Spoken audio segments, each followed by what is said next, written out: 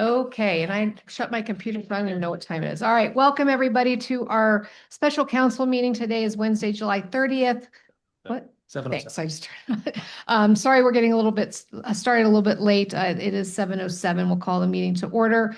Before we move into invocation and such, just so our online audience, and I'll repeat what I said before to our in-person audience, we've had some power fluctuations. I don't think we've had any in the last 20 minutes, but if we do, we could possibly lose the Zoom option on our of our meeting, which means we would lose a council member and our city attorney.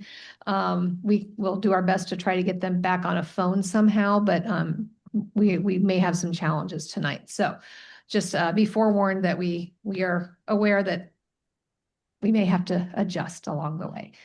So we're going to go ahead and say call to order. Invocation. Councilmember Spencer, would you like to do the invocation? Sure.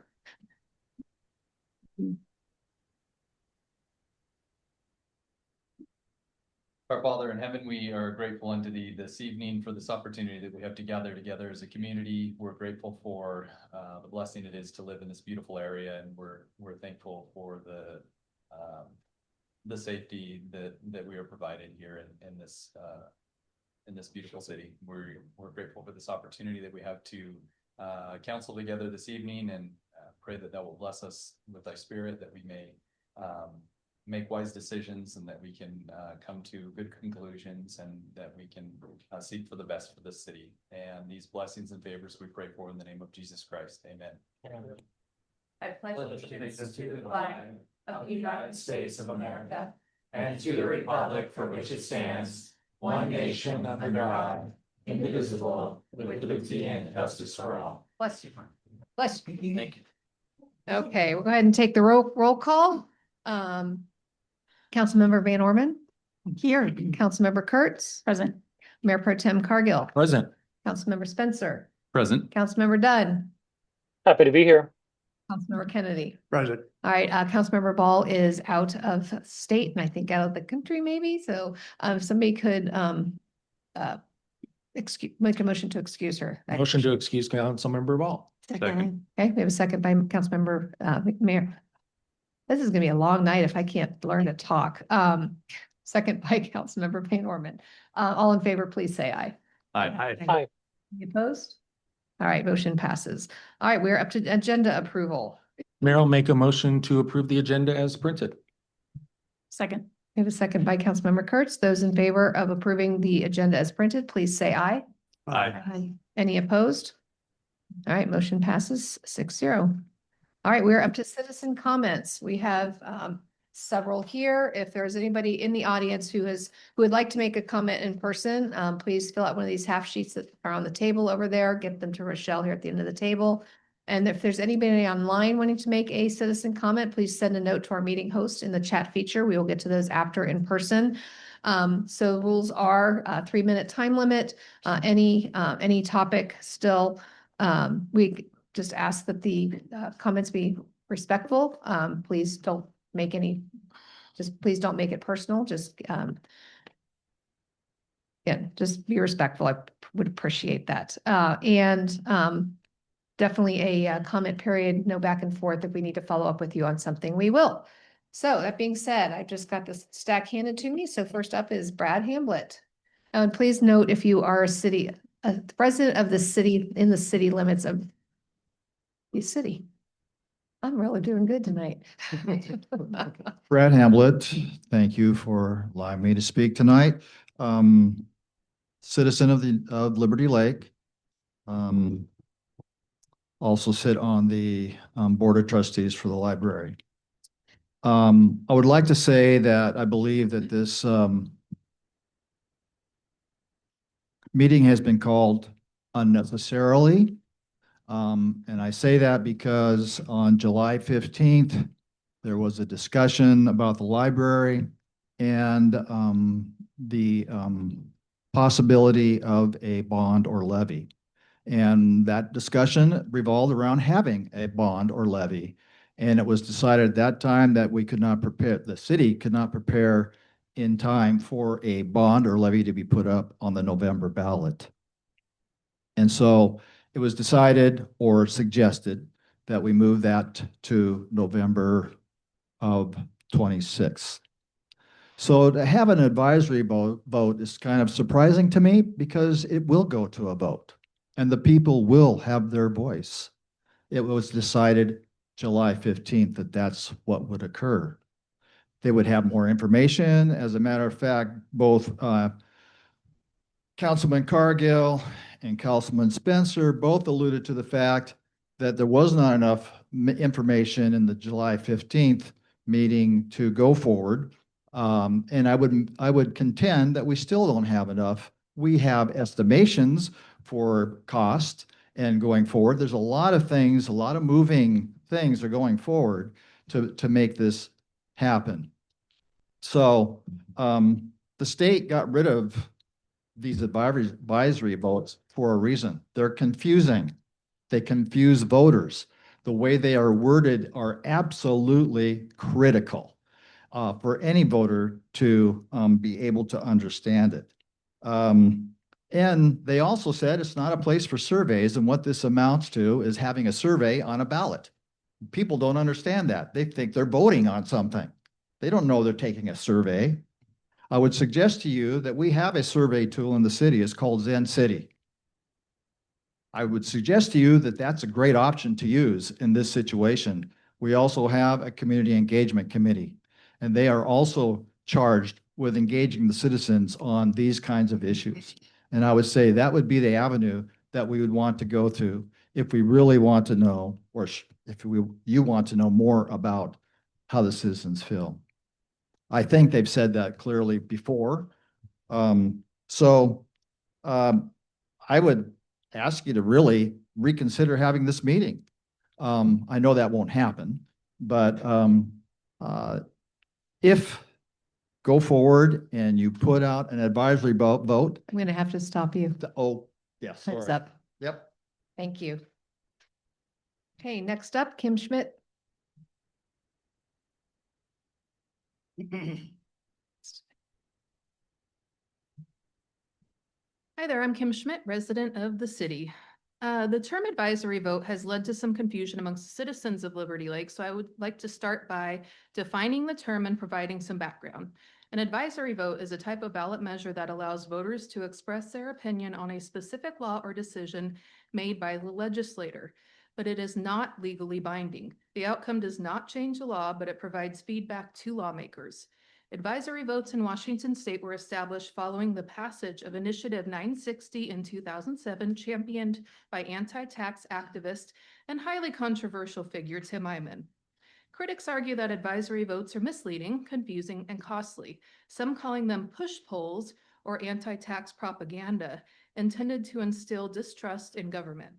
Further, two members of this current council who are currently supporting getting the advisory vote onto the ballot argued against such an advisory vote in February of 2025. I would like to know what has changed. Voter turnout is notoriously low in Spokane County. In November 2024, a presidential election year, only 50.6% of registered voters returned their ballot. November 2023, a non-presidential general election saw an even worse turnout with 42.9%. Specific results for Liberty Lake are not reported. However, based off the 2022 census, there are approximately 8,360 city residents of voting age. Obviously, that number has grown as our population has increased. But we do know about Liberty Lake's voting record. An average of 3,652 residents voted in city races in the November 2023 general election. I tabulated that number by adding the number of votes cast for all 6 Liberty Lake races, which was the mayor and 5 council seats, and then divided that by 6. So we have 3,652 residents that voted out of approximately 8,360 citizens who are of age to vote. Therefore, I argue that placing the library project on the ballot will not achieve the results that this council desires. An advisory vote will cost the city an estimated $5,000 to $7,000. The city already pays $13,000 a year for Zen City, so why not utilize that service? We've already paid for it. We can utilize the City Engagement Commission also. They have a budget for town halls, listening sessions, and even return postage on mailing surveys. We have many resources at our disposal. An advisory vote is a massive burden on our city staff. And at this point, the process will be rushed, and there are so many unknowns, such as the nature of the project. Is it a standalone library, or is it a library community center combo? The location, the size of building, how much will it cost? Personally, I think our community deserves a modern library with adequate space required to serve our rapidly growing community. However, I do not feel comfortable voting on such a huge project with I'm such gonna have to stop limited you. and unknown information. Thank you. Okay, next up, Sue Hamlet.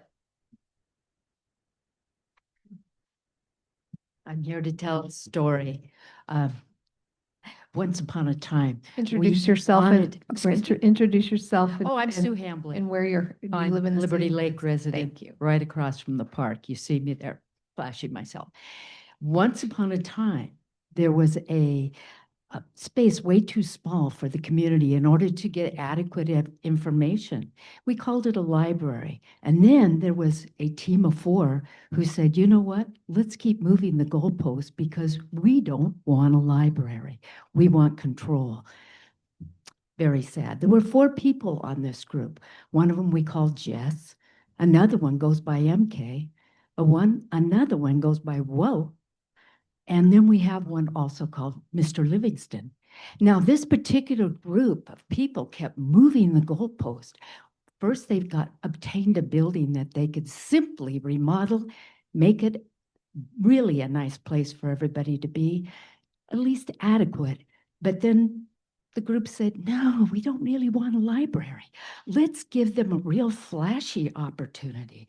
So they put up a flashy opportunity, and then everybody said, oh, you know, if that's what we should do, then maybe that's a better option for us.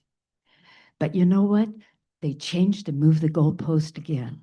So now the public's going, didn't I already weigh in on this? Haven't I already said what I wanted? I want a bigger library. But apparently the team of 4 doesn't understand. So the moral of this story is, thank goodness that 3 of those 4 no longer will be with us after November. Thank you very much. Thank you. Next up, Tom Sahlberg. And just a reminder, we ask that there's no reactions from the audience, positive or negative. Thank you very much. Tom Sahlberg, City of Liberty Lake. I provided this to our city clerk, to the mayor, and to all the council members. And I will read, I hope to speak in opposition to any advisory vote being placed on the November 6th ballot. But in case citizen comments are eliminated, I'm submitting this via email as well. I am a citizen and resident of Liberty Lake who supports our library, staff, and volunteers, which I believe to be the heart and soul of our city and surrounding community. The City Council majority has already stopped a fully funded, staff and citizen-supported renovation of Legacy to be the new library, which will now be used as a new City Hall location, which I like. Thank you to staff for that. They have ignored the citizens and our city staff, taken funds that have been budgeted and proposed their own. In February, I think I called it the big, beautiful boondoggle of a new and unfunded project, claiming that would be better serving our citizens. Of course, it is unfunded and would require a vote to increase taxes, which by all measures will fail. In order to push their proposal forward, the majority of the city council focused or wasted many hours of meeting time and now a second special meeting to push through an advisory vote that at least 2 of the 4 city council members have publicly said they were opposed to. There's a record of that in the February 25th, 2025 video that you're welcome to take a look at. In addition, staff and citizens have opposed this as being too late to properly complete, as was mentioned by 2 other speakers, and a waste of money. Why now? Why so rushed? Why not utilize the Community Engagement Commission, Zen City Surveys, the Farmers Market, the city website, and a multitude of other resources that are already paid for to actually ask and be responsive to what the citizens really want? I received a response from one of the city council members who said, and I quote, "I didn't say I was opposed to advisory votes." Again, I refer you to the February 25th meeting where the big, beautiful boondoggle was originally proposed. I'm opposed to an advisory vote being placed on the November 6th ballot and will continue to advocate for our library to serve the present and future needs of our city and surrounding community. Thank you. Thank you. Next up, we have Craig Phobes.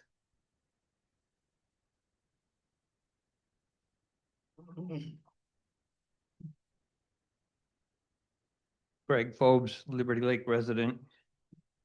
And I'm speaking opposition to the ballot proposal at this time. And I speak from a perspective of a strong supporter of a modern 21st century library for our city.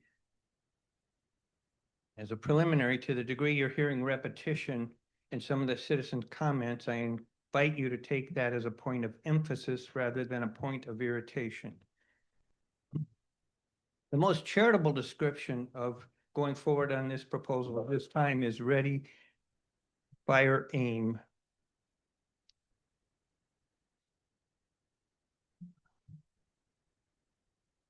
I'm opposed to this for several reasons. On the July 15th, staff told the council that they could not reasonably prepare for any ballot for this November.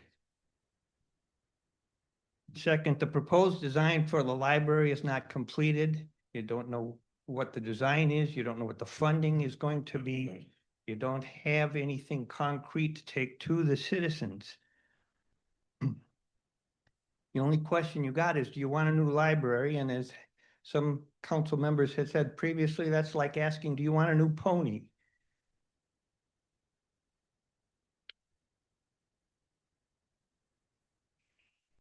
If either of the council members who previously in February said they were opposed to a ballot initiative are going to vote for it today, they owe it to the citizens to explain what has changed, why they're changing their perspective on that.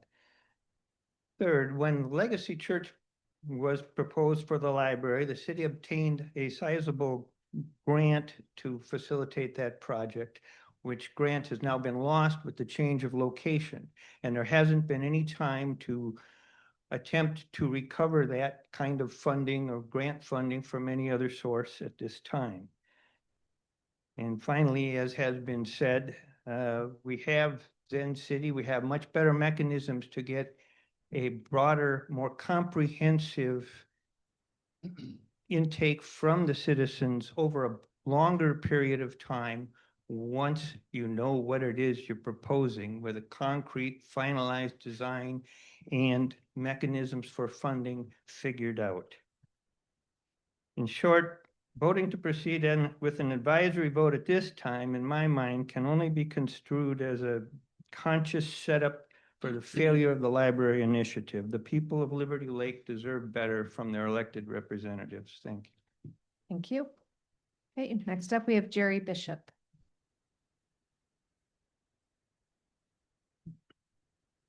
Mayor, council members, citizens.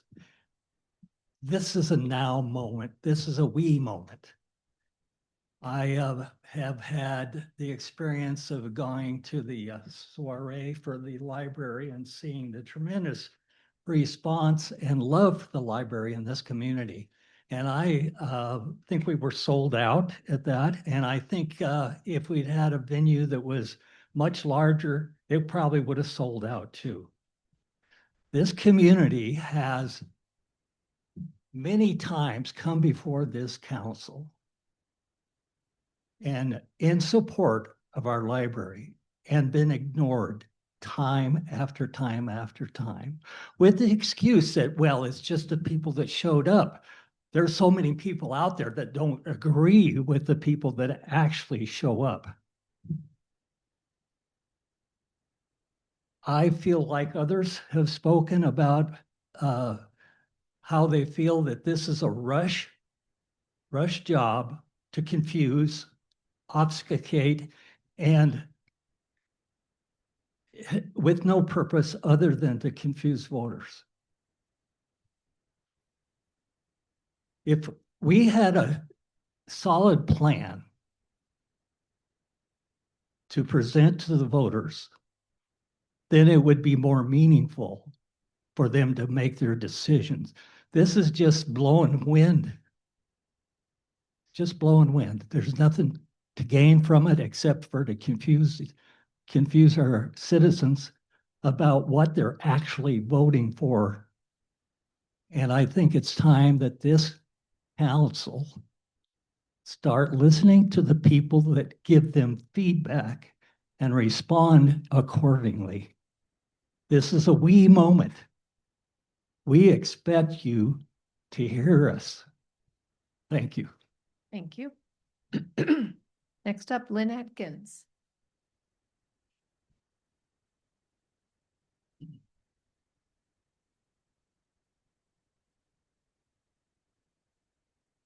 Lynn Atkins, resident of Liberty Lake.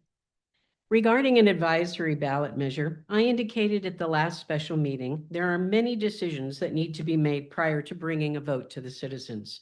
Citizen input on layout, council's final decision on a layout, determining the costs and identifying funding mechanisms. Will it be council-matic? Is it from a sinking fund? Is it a loan? What portion can we cover with grants and a capital campaign? There are just too many unknowns to bring anything meaningful to the public. So unless you are going to simply ask, do you want a new library? I question what you will ask. Now, I would like to say that I thought of all of this on my own, but the truth is, I got it from the February 25th council meeting. Councilmember Kennedy made a request to put an advisory vote on the ballot. Mayor Pro Tem Cargill had the following to say, and I quote, "I want this to go to a vote, but I feel like we don't exactly know what we are asking for yet. Because if we are just saying that it is going to be advisory, that isn't necessarily what we might need based on whatever we come up with at Town Square. It might be the Town Square concept is going to cost us 5 or 10 million in bonds, at which point it wouldn't be an advisory vote. We would need a bond vote. I'd like to vote in favor of this, but I'm not really sure we're ready to say whether it's an advisory vote on an advisory vote or a bond vote until we know the cost of the proposal." And the second part of this is that advisory votes are kind of like going out and saying, hey, do you want a new pony? I mean, everybody is going to say, yeah, sure, I'll take a new pony. He went on to say, without knowing exactly what we're asking for, I'm not really sure that I can say yay or nay to a vote. I do want to see it go to vote. I just don't know what we're asking for. Councilmember Spencer, in his comments, said, I don't think it's wise to send an advisory vote to citizens asking if they want a pony. After this discussion, Councilmember Kennedy said, obviously, it's not simple, and requested to remove his motion for an advisory vote. Mayor Pro Tem Cargill made a motion that the project would come to a public vote if, and that's a key operative phrase, if the council determines that it requires a tax increase to pay for it. This was then voted on and passed by council. And I would like to say that I agree with you. These are your words. Let's not vote on getting a pony. Move it to 2026 so it's done right. Provide some real information with real data attached to it. Thank you for your time. Thank you. All right, next up, we have Kim Gerard.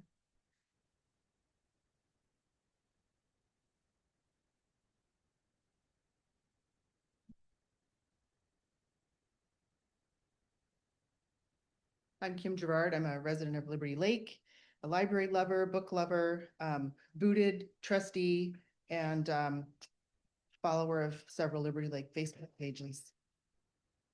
It does not serve in the best interest of the citizens of Liberty Lake to rush an advisory vote with so little time to properly prepare a ballot measure for this November. Citizens deserve to vote on issues that are carefully and properly developed. With so little time before the deadline to submit ballot measures, it's impossible to do this and will be a waste of taxpayer money. With the city's shift to focus on developing a legacy church building into City Hall offices, there's no reason to rush a ballot measure regarding the library at this time. The focus has shifted to that new project, so a new library is on a distant horizon. I can only assume the insistence to put it on the ballot this year is due to personal agendas that do not serve the citizens, particularly our families who are so impacted by the size of our library that's too small to serve everyone who wants access to the great programming that it offers. Additionally, my husband and I completed the City Academy almost 2 years ago, and were impressed by the professionalism of every city employee that we met. It was great to know that our city is being run by a very competent, dedicated group of people. When your professional staff looks you in the eyes and tells you that there's no time to do something, believe them, they are professionals. It's disrespectful to keep insisting that they do something they tell you won't work. Once again, this does not serve the citizens of Liberty Lake. Over these past few months, the staff has carefully designed and laid out a plan to meet the growing needs of our growing city. I have much more faith in their professional planning than I do in your politics driven by personal agendas. Save the ballot measure for 2026. Thank you. Next, we have Cheryl Fleming. Fleming. Oh, all right. Your pen must have cut out. The last letter looked like an E, sorry. Well, this is my first time that I've attended a meeting at City Hall. I've been a resident of Liberty Lake for about 15 years. Before that, I was in Spokane. I served a 4-year term on the library board in Spokane under Mayor James West. So I do have some background and knowledge of how a library functions. I was so motivated to come here tonight because I was just flabbergasted when I heard on the news that this project was being thought of. I'm retired and I live on a fixed income, and I use the Liberty Lake Library all the time. It's wonderful. During the weekdays, there's really no one, there. It's very easy to get in and out of. I understand that during the your story time hours, maybe there's some problems with that, but there is a solution to that problem. You could have certain people, last name from A to, L or whatever, come on one day, or the rest of the members come on a different day. There are many, many options to this problem. And I really think that it could be easily solved. I was also involved in the neighborhood council program in Spokane for many years. And I learned a lot about city government and the way things run. And I don't see any speed on getting this done. As some of the people here have said, what's the budget going to be? I'm retired. I don't know if I want my taxes raised to do this. So we need to find other solutions to this problem. Thank you. Thank you. Hey, do we have anybody online?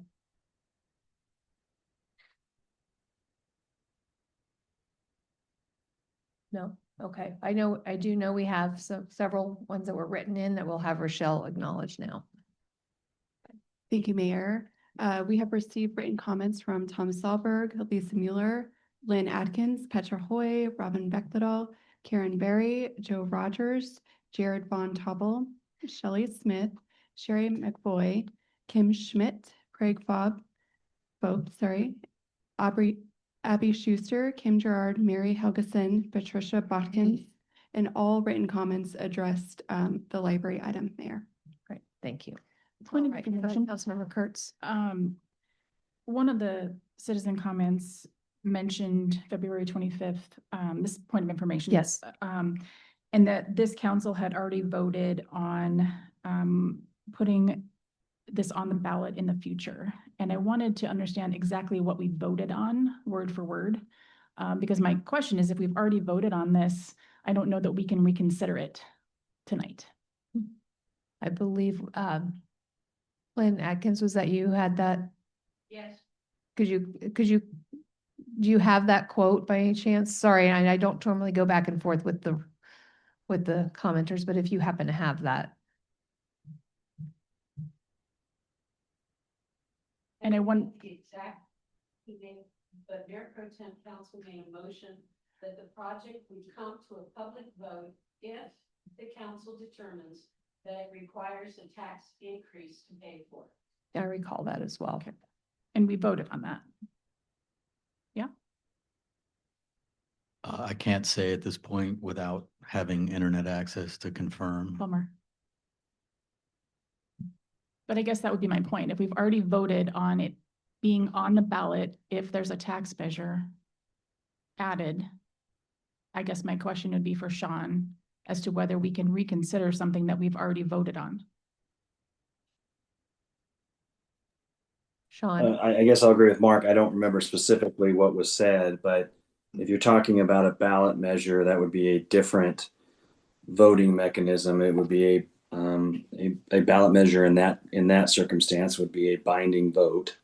An advisory vote is not a binding vote and is not the same as a ballot measure or other measure asking the citizens that would reach a final decision based upon how they would vote. But like I said, not remembering specifically, I would say at this point I do not see them as the same relative to what was done in February. But that's mostly because we don't actually have the documents in front of us to know exactly what was said, what was voted on. Well, I mean, there can still be a ballot measure that could occur. I don't think that changed. If that's what was said in February or voted upon by the council, that's still able to occur. And an advisory vote could also happen as well, depending upon the will of the council. Because what I thought I heard her say was putting it on the ballot, not particular ballot measure, but we're talking about putting it on a ballot as an advisory vote, whatever you want to put it. But I think that's my question. And I didn't think about that until the citizen comment tonight. Yeah, I mean, I can't speak specifically to that, right? I don't know exactly what the language is. I mean, and putting on the ballot could be at any time, right? It could be in an August primary, it could be in a general election, it could be at a special election at some other time, February, April, what have you. So without knowing specifically what that is, I can't answer specifically.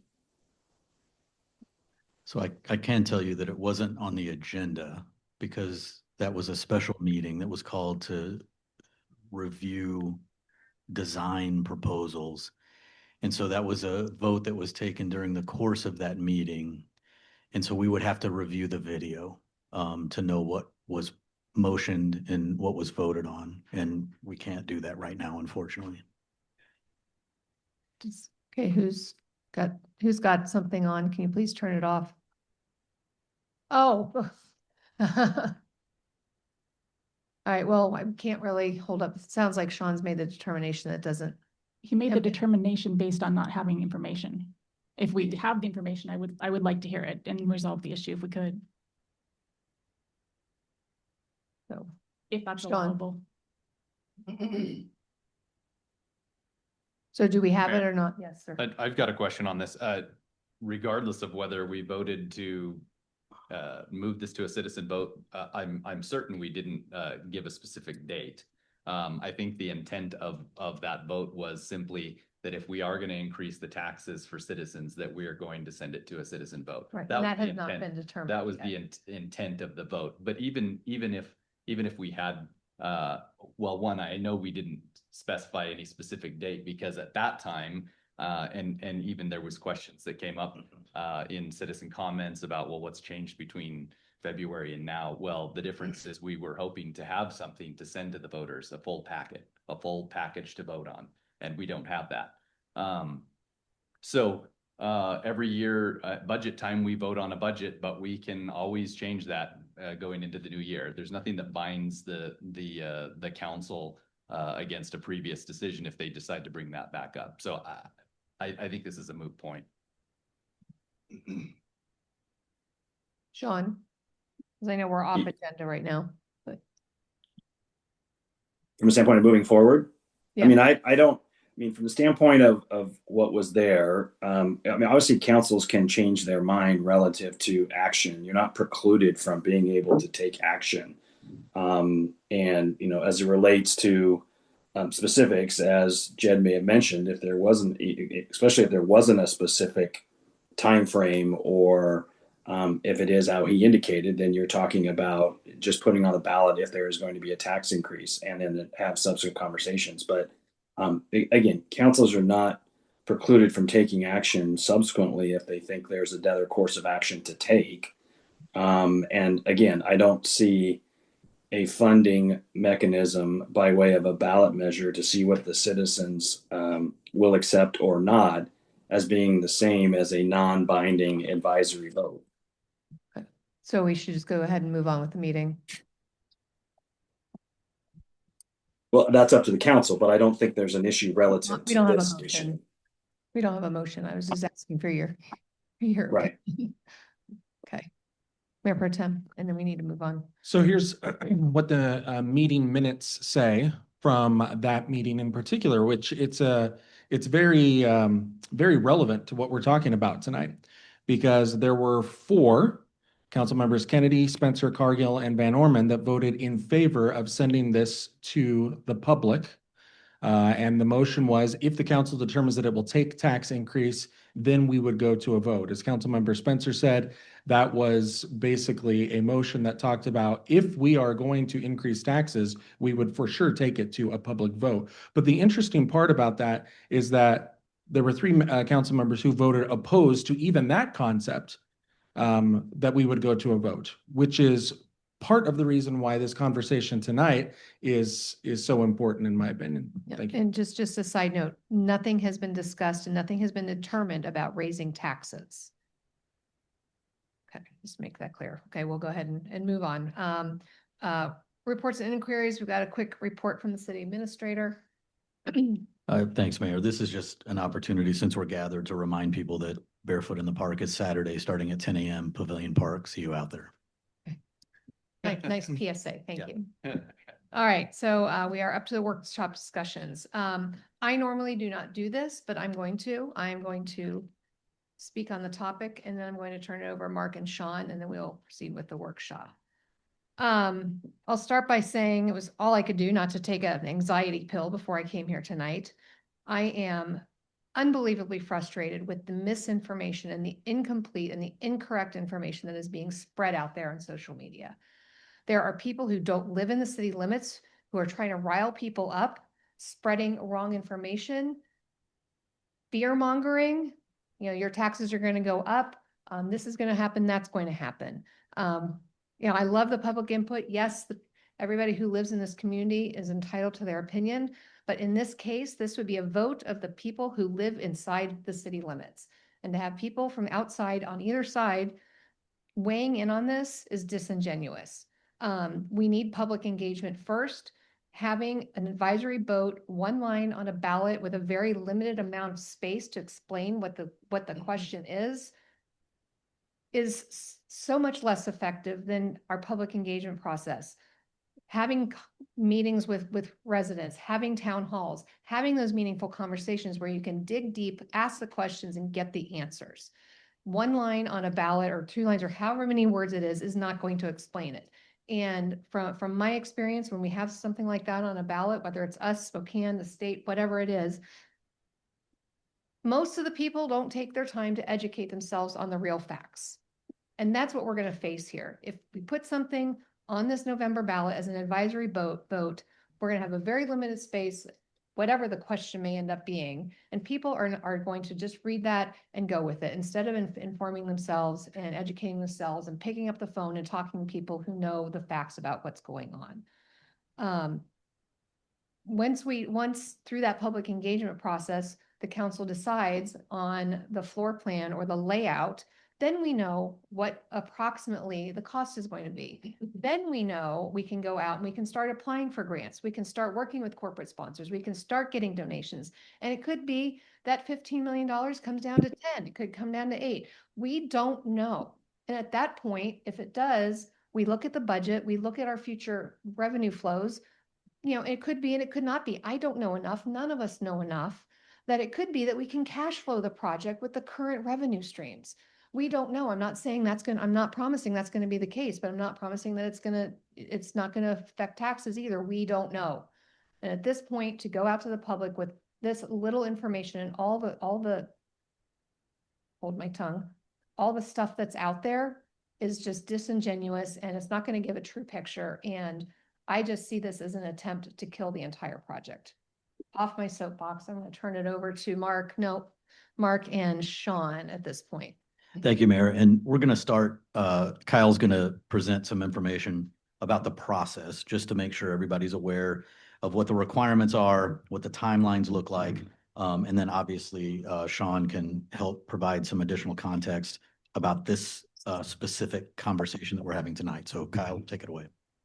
All right. Thanks, Mark. As Evan's pulling that up, we went through this very briefly last Tuesday, but I think it bears repeating what the process is involved in putting specifically an advisory vote on a ballot with understanding that the deadline is on Tuesday. So next slide, please, Evan.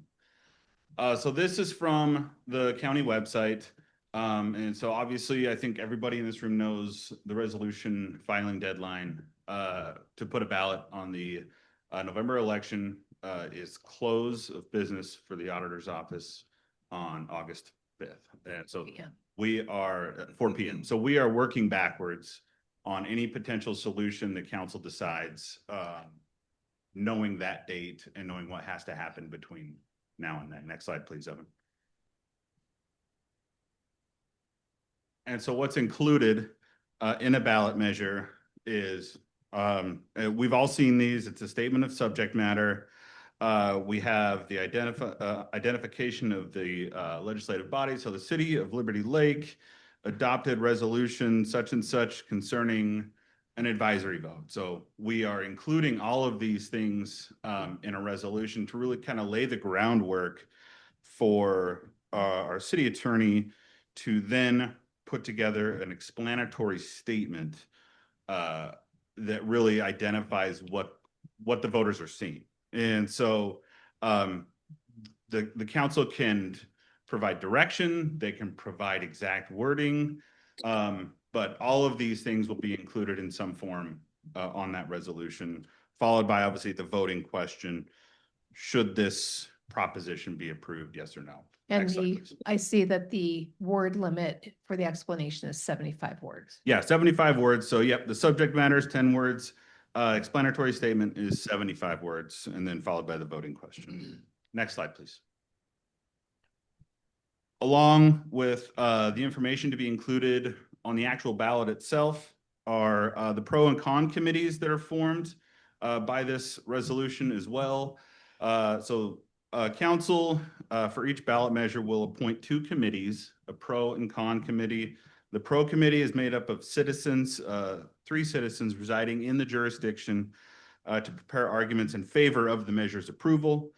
The con committee is up to 3 people. The statute reads preferred residents. I don't know that that is mandatory, obviously, to prepare arguments against the measure. So you have 3 for, 3 against. Council appoints those committees in that adopting resolution as well. Next slide, please, Evan. A couple of things happen once that is formed. So they will prepare statements that are to be included in the voter's pamphlet. Ideally, you submit these with far enough advance notice that you have rebuttals, but I don't know that that would be the case. You can submit these after the deadline, but it's very vague on when the auditor will accept them, because potentially they can accept them up to the printing of the voter's pamphlet. Obviously, we haven't been in this situation, so we can't speak, and I don't know that the auditor would tell us a date of when to have the statements prepared, if there's an ability to have any rebuttal for each committee that is formed on getting all of that included in the voter's pamphlet prior to them printing that. So what would happen is the pro and con committee, if the statements aren't submitted by the deadline, that's blank. There's no rebuttal, and so you have just that concise language in there of what the actual advisory vote explanatory statement is. Next slide, please. And then, yeah, so we touched on this obviously a little bit last week and again as well today. So it's intended to gauge popular sentiment. It is not legally binding. Depending on how many different jurisdictions are also on the ballot, that's a cost sharing mechanism that the elections office will send us a bill afterwards. We can generally assume it'll be roughly $5,000. Might be a little above, might be a little below. So, but really that is it in a nutshell. Obviously we have plenty of discussion to have, but if there's any questions on the actual process that we can help answer, we'll take those. Mayor Pro Tem. Kyle, and a question for Sean. I believe on the pro and con statements that if we do not assign, then the auditor's office would take the responsibility of doing that. And in lieu of that, if that doesn't happen, we would just simply see nothing in the voter's pamphlet about it. That's my understanding. Sean? Yes, it's correct. So if there's not an appointment by next Tuesday for the pro and con committees, the auditor's office, the elections office will make the appointments on a first come, first served basis, based upon a media release and public information for availability of it. The auditor has the discretion at that point then to appoint those individuals on the committees. And to the extent that there is no committees, then there is no statement produced, and that will be reflected in the voter's pamphlet relative to both committees. And one clarification for Kyle's comments, the members of each of the committee do need to reside within the city. Thank you. And Sean, clarification question on the same thing for me. I'm assuming that since it's a vote having to do with city business, that council members cannot be on, or any elected official cannot be on those committees. They can, actually. City staff can also be on it, but they have to separate their duties. Yeah. My personal recommendation would be not to do that because I think it blurs the lines and makes it difficult, but it is permitted. Okay. But you can't use, and the other thing is you can't use public facilities for those committees also. So it would be in an individual capacity for any staff and or elected officials that would be on that. But again, my personal recommendation would be not to do that to avoid any potential issues arising. All right, any other questions for Kyle? And I think, Sean, I didn't know if you had more to add since now that we're done with Kyle or Mark. Well, I mean, I think that this is extremely fast from a legal perspective and trying to put things together for an advisory vote in mere days to do it. Is it possible? Yes. Is it something that you would do normally? No. I think that, in addition to preparing the resolution, preparing the question, and the ballot title that is to be provided, you also then, as Kyle explained, need to have the explanatory statement, of which that's to be drafted by myself. And trying to figure out exactly what that is in this short amount of time will be difficult. And knowing what that is to go into the explanatory statement. That statement is to be written in a neutral format, so as to not be predisposed to one side or the other. It's more fact-based, if you will, in the 75 words or less. So a lot of that will have to do with how the question is prepared, and then relative to creating that explanatory statement. I think I talked with Mark earlier today. I think for purposes of just letting the council know if the decision is made for an advisory vote and preparing the question, I think the best time would be to have a special meeting on Monday rather than Friday. And mind you, if you had one on Friday, you'd have to have special notice go out tomorrow at some point, depending on what time that meeting would be on Friday. I think it gives us the ability to finalize the question. If we have any questions for the auditor's office, excuse me, we'll be able to ask those questions prior to a Monday special meeting, approving the resolution, and then finalizing an explanatory statement for the Tuesday deadline. Thank you. Mark, anything? And then we'll go to questions. Nothing to add beyond Sean's comment. Okay. All right. Open for questions. Oh, sorry, go. I ahead, will, Kyle. I will provide, I was just handed this, it appears to be legitimate. Spokane County Local Voters Pamphlet, updated December 2024. Committee's responsibilities and deadlines, statement for and against, written by the committees for or against the measure is August 7th, 2025 at 1 p.m. Rebuttal statement is due August 11th, 2025, no time given. Thank you. Thank you. So that would be Thursday, correct? Yeah. Okay. All right. Okay, we'll open up for questions and discussion. I'll start. Well, you already had one, so let's make sure nobody else. Who's next? Councilmember Van Orman. This question would be for Sean. Knowing that if we decide as a board today to vote in favor of putting this on, what can the city do or not do? Are they able to go ahead and provide information? What do you mean by information? Information if it was on the ballot or? Yes. Information regarding the context of what is being voted on. You're right. Well, I mean, I guess I'll answer that in two ways. One, you'll have the information that is in the voters pamphlet by way of the explanatory statement that will give a neutral description of what the ballot measure is and what the question is being asked of the citizens.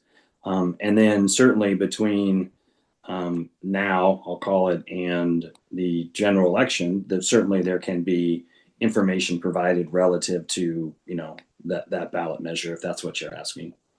And it has to be fact-based, not pro or con. Correct. Yes. Correct. Okay. Thank you. All right. Anybody else? We're still in our first round. Anybody? And Councilmember Dunn, if you have anything to add, just note to Evan so he can flag me down. Sure. Go ahead, Councilmember Kurtz. I think the question that I heard from the citizens and one that I have is what has changed and why does this need to happen now? From a genuine question, like why, what's the deal? What are we doing here?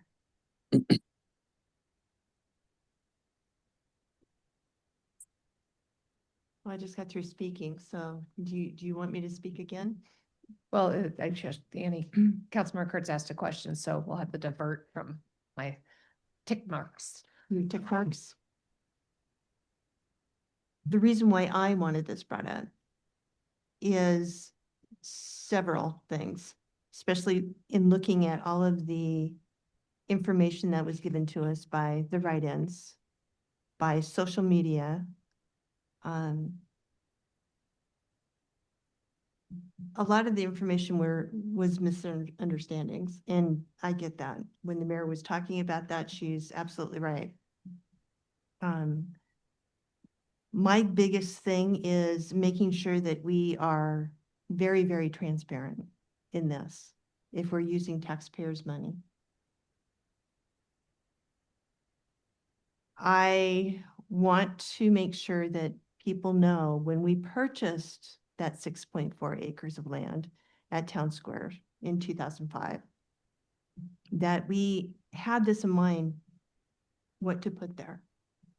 And although it didn't make it through 2008 because of the economy, and we punted and did something different in 2009 to provide a library, the library's doing amazing things, but it's too small. It needs to be bigger. And we need a community center, plain and simple.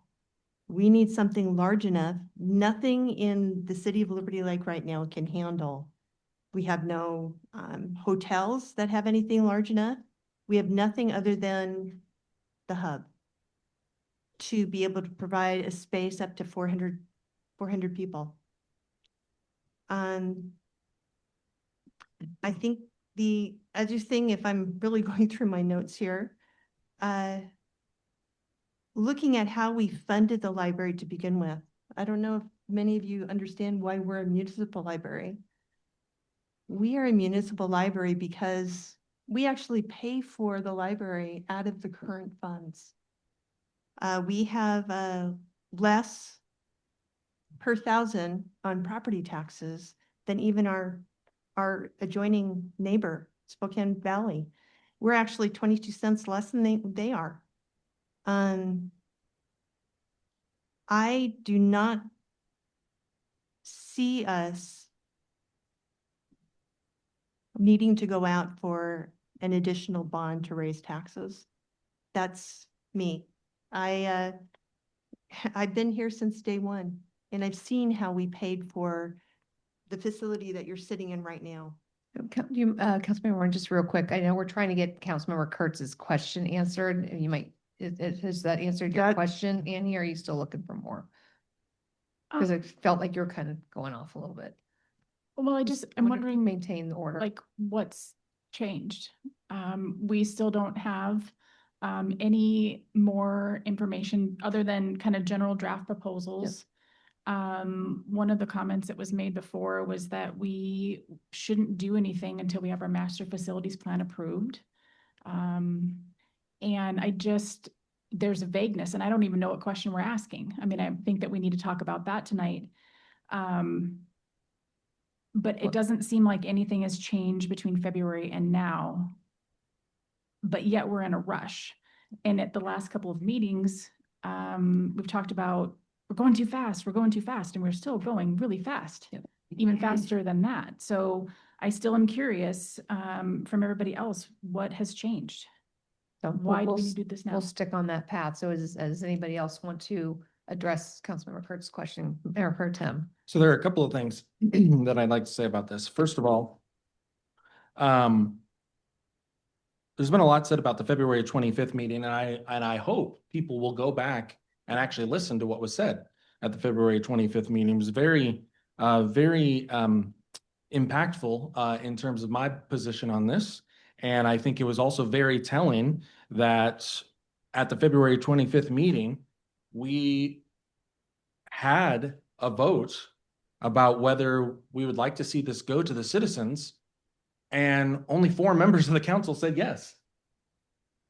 Only 4 members said yes. So that's the first thing.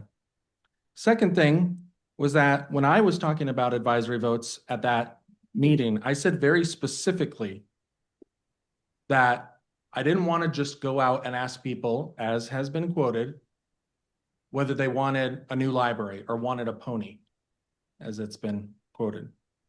And the reason for that is because if you see something like that on the ballot, you are likely to vote, yeah, I'd love a new library. I'd love all these different things that we're talking about. Love a community swimming pool. I'd love this. I'd love that. What I was getting at in that meeting was until we know the cost. Well, now we know the cost. Yes, we do. The costs were presented to us in 2 meetings ago. And the costs are going to be somewhere between $12 to $15 million, 15 at the top, maybe higher than that once we actually break ground.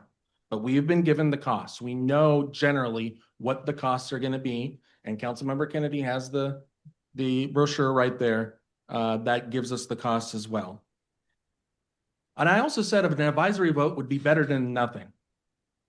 I'm not a huge fan of advisory votes, but I said it would be better than nothing. When we talked about this project at Town Square, and when I first presented the idea in February,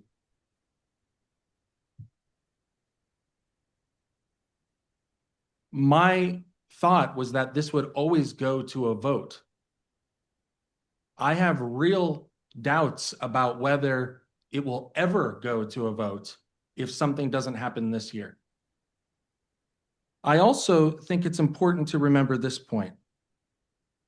In the past month, when we've been discussing this, there have been several comments around the dais about how if we push this off until next year, the city could hire a marketing firm, or the city could do this or that to really educate the public. And so if we're going to proceed down that path of spending tens of thousands of dollars, maybe even hundreds of thousands of dollars marketing this effort, shouldn't we know that this is what the direction that the public wants to go? Shouldn't we have a good idea of that? The advisory vote is not going to say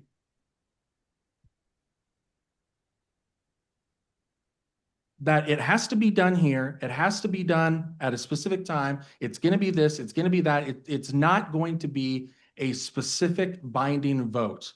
All it is a snapshot in time that lets the most amount of citizens have a say in this process.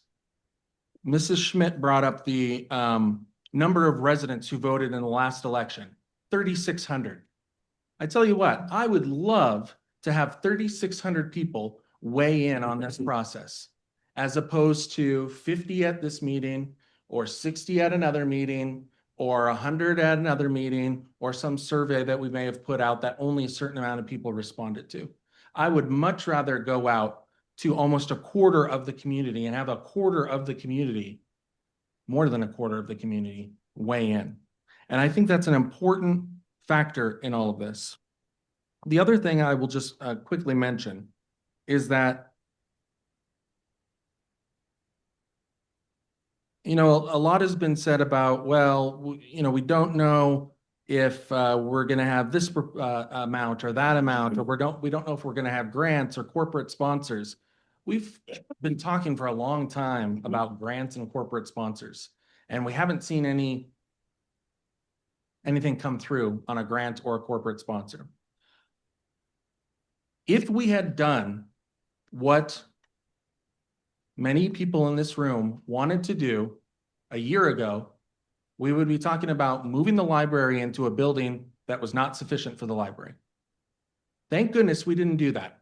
Thank goodness we decided to move in a different direction and put City Hall at that particular spot. Because I have a feeling what would have happened is 10 years from now, we would have had complaints that the library was too small. Now we know that that building was not going to work. But had we were told from this dais or from the podium over and over and over again, we got to put the library in the Legacy Church building. The community supports this. The community supports this. The community wants a new library over and over and over again. It's probably the thing I've heard most from this podium. And yet tonight, it seems that the position has kind of changed, that, well, we don't really know if the community wants this new library. It'd be better if we put it off so that we can educate the community. The citizens of our community are smart people. We don't need to educate the community. They can make up their own mind. It's their responsibility as a voter to be educated. And I believe that citizens will vote on this. They'll give us their opinion. They may say, yeah, we support this concept, in which case that would be great to know going into the budgeting season. Wouldn't it be nice to know if they support or oppose this concept as we budget for next year? Because maybe we could budget a little bit more for what we have right now for the library. Right now we have about $4 million in the budget, little less than, for the library. Wouldn't it be nice to know as we build the budget for next year that the citizens support this? Or in the alternative, wouldn't it be nice to know that the citizens say this isn't a good idea? To me, it'd be nice to know that. I'd like to have that information, and I'd much rather have it from 3,600 people as opposed to 600 in a survey or certain community events where only a certain contingent of folks show up. I'll just end with this. One comment was made about listening to the people who give you feedback, and absolutely, we have to listen to everyone that gives us feedback, but we also have to listen to the folks who don't give us feedback. We also represent them. We also represent those folks. And so we have to do what's best for the entire community, not just the folks who give us feedback, but also everyone else in the community as well. So those are my reasons why things have changed, in my opinion. A couple points of information. I always forget that we have that. One reminder that social media is not an official channel for public comment, especially from a private page. And also with regards to grant sponsors, donations, we did have some lined up, but people are not willing to make a commitment in writing until you know what's going on. So those efforts were put on pause. We have at least a $250,000 donation pending from a citizen. We've got several corporations lined up to sponsor some of the rooms, and we had an almost $1 million grant. So if we know what the project is, it's going to be a heck of a lot easier for us to go out and get that get those monies. Point of order, Mayor, we Yeah. did not have a grant. The grant was not approved to our city. So we can say we wanted a grant, we can say we thought we were gonna get a grant, but we cannot say we had a grant. The grant was not approved to the city. Correct? Point of order, that's factually false. There's an approval letter. Okay. Yeah, there is. It wasn't put in the budget and there's nuances to that because. it wasn't put in the budget, it wasn't Because the approved. city council was not supportive, so nobody was putting it in the budget. So who would like to address Councilmember Kurt's question next? This is Dan. I'd just like to have an observation. I would like to reflect, the answer, Annie, I think I just heard was 3 meetings ago, council members were handed a brochure with a collection of options of concepts. And some council members believe that that is sufficient information to take to voters for consideration. Personally, I think that undermines credibility of the value and the importance of spending people's money. So I, without hesitation, say that 3 concepts provided as in description of concept are not sufficient as what is it and how much does it cost for the consideration of our community. So that's what I heard as to what has changed. And I'm still looking for a little bit more about what has changed. Councilmember Spencer, Kenny, we haven't heard from you. Go ahead, Councilmember Spencer. Yeah, I kind of alluded to this earlier when I made a comment. What has changed? Well, in February, we hoped to have a full packet to send to the voters by the end of this year. And we were told that's going to be, that's going to be tricky, but it's doable. And that's what we were told. Now, over the course of this year, we've had several different things that we've had to talk about. We've had to change directions. So at this point in time, that's not possible. And so the comments being referenced from the previous meeting about how, bringing this to the voters isn't possible. Right. The original intent to bring the full amount, the full packet to the voters to say, do you want this? And here's the cost and here's the funding mechanism. That's not there. And we did hear Sean say that this is going to be tricky to get this done, but this is the mechanism that we now have to pull the voters. And I have to say, regarding the comments, Mayor Pro Tem mentioned, the cost involved. I think if city staff were to bring forward today, hey, we have a way to get 3,600 of our voting citizens, taxpayers here in the city for $5,000, we can get that done. We haven't gotten that engagement that I'm aware of through Zen City so far. We're paying more than double than that. So if somebody came forward and said, we've got a mechanism to do this here in the next couple of months, I'm pretty sure the council would say, yeah, I think that's a pretty good deal. So I'm not really sure what the pushback is there. So what's changed?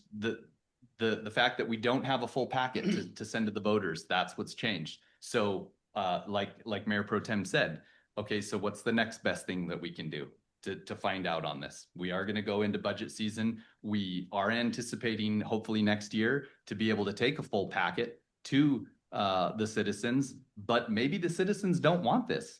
I'm just concerned that perhaps everybody standing up at the podium telling us the citizens want this, there's a possibility they don't. Councilmember Kennedy. Thank you.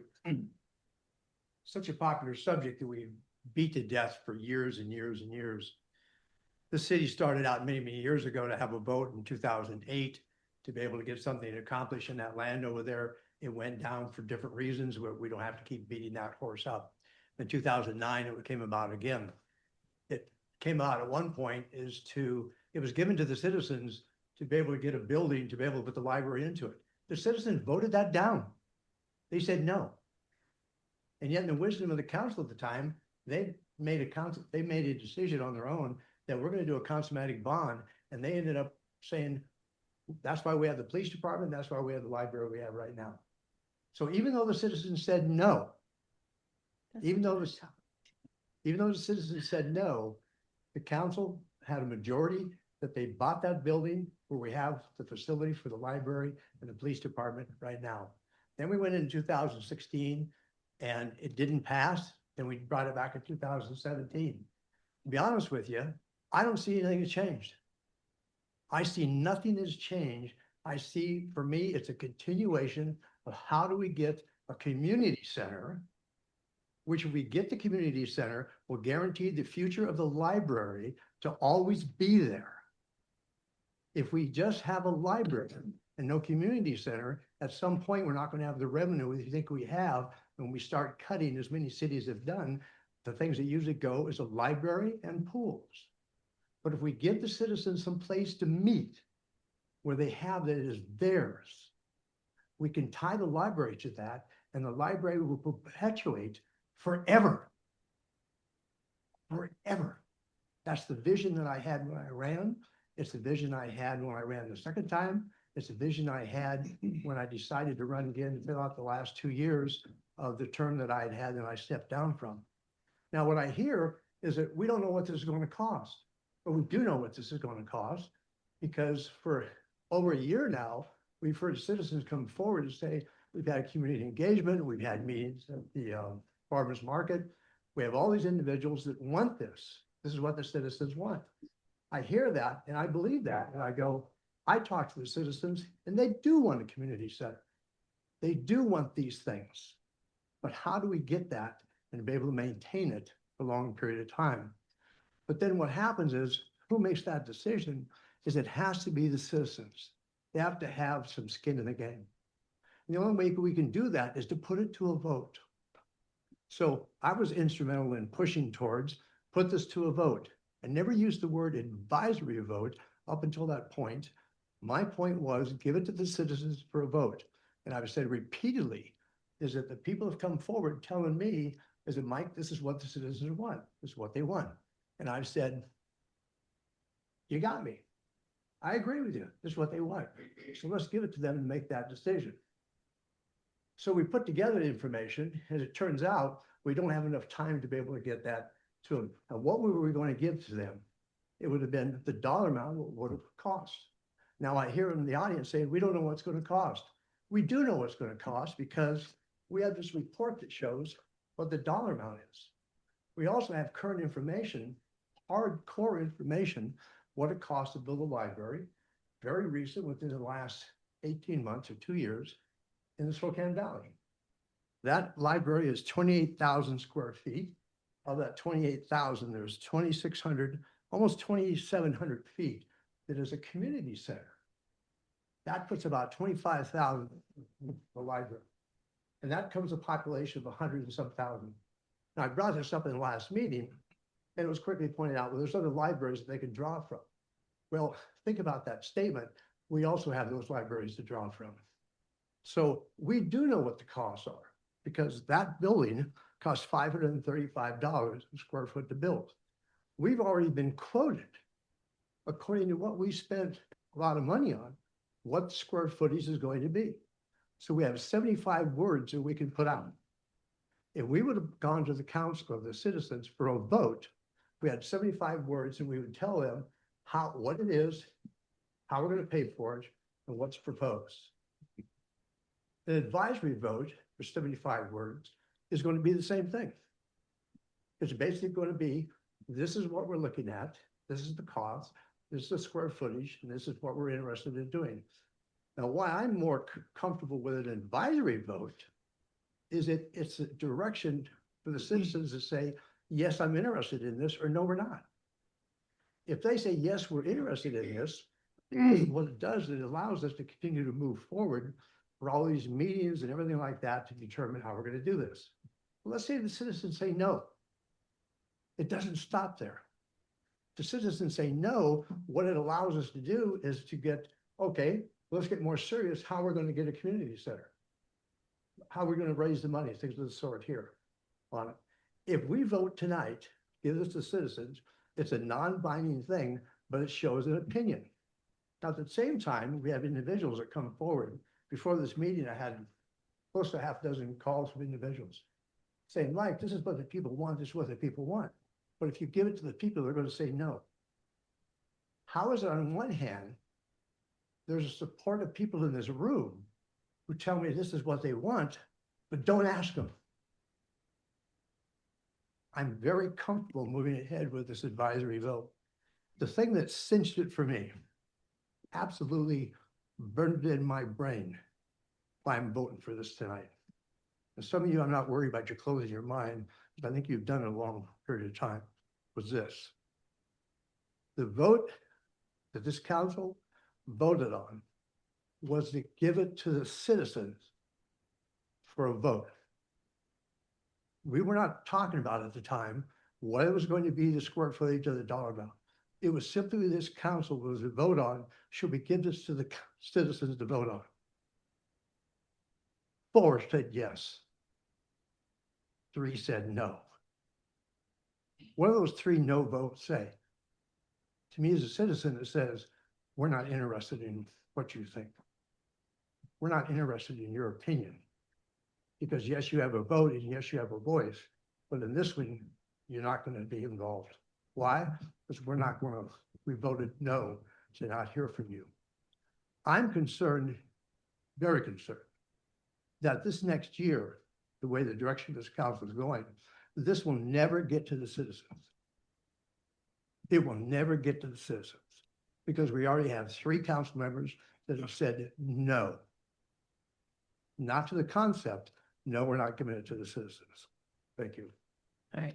Councilmember Dunn, I'm going to go give you a quick chance here, and then I'm going to try to shift the discussion a little bit. Do you have anything you want to add?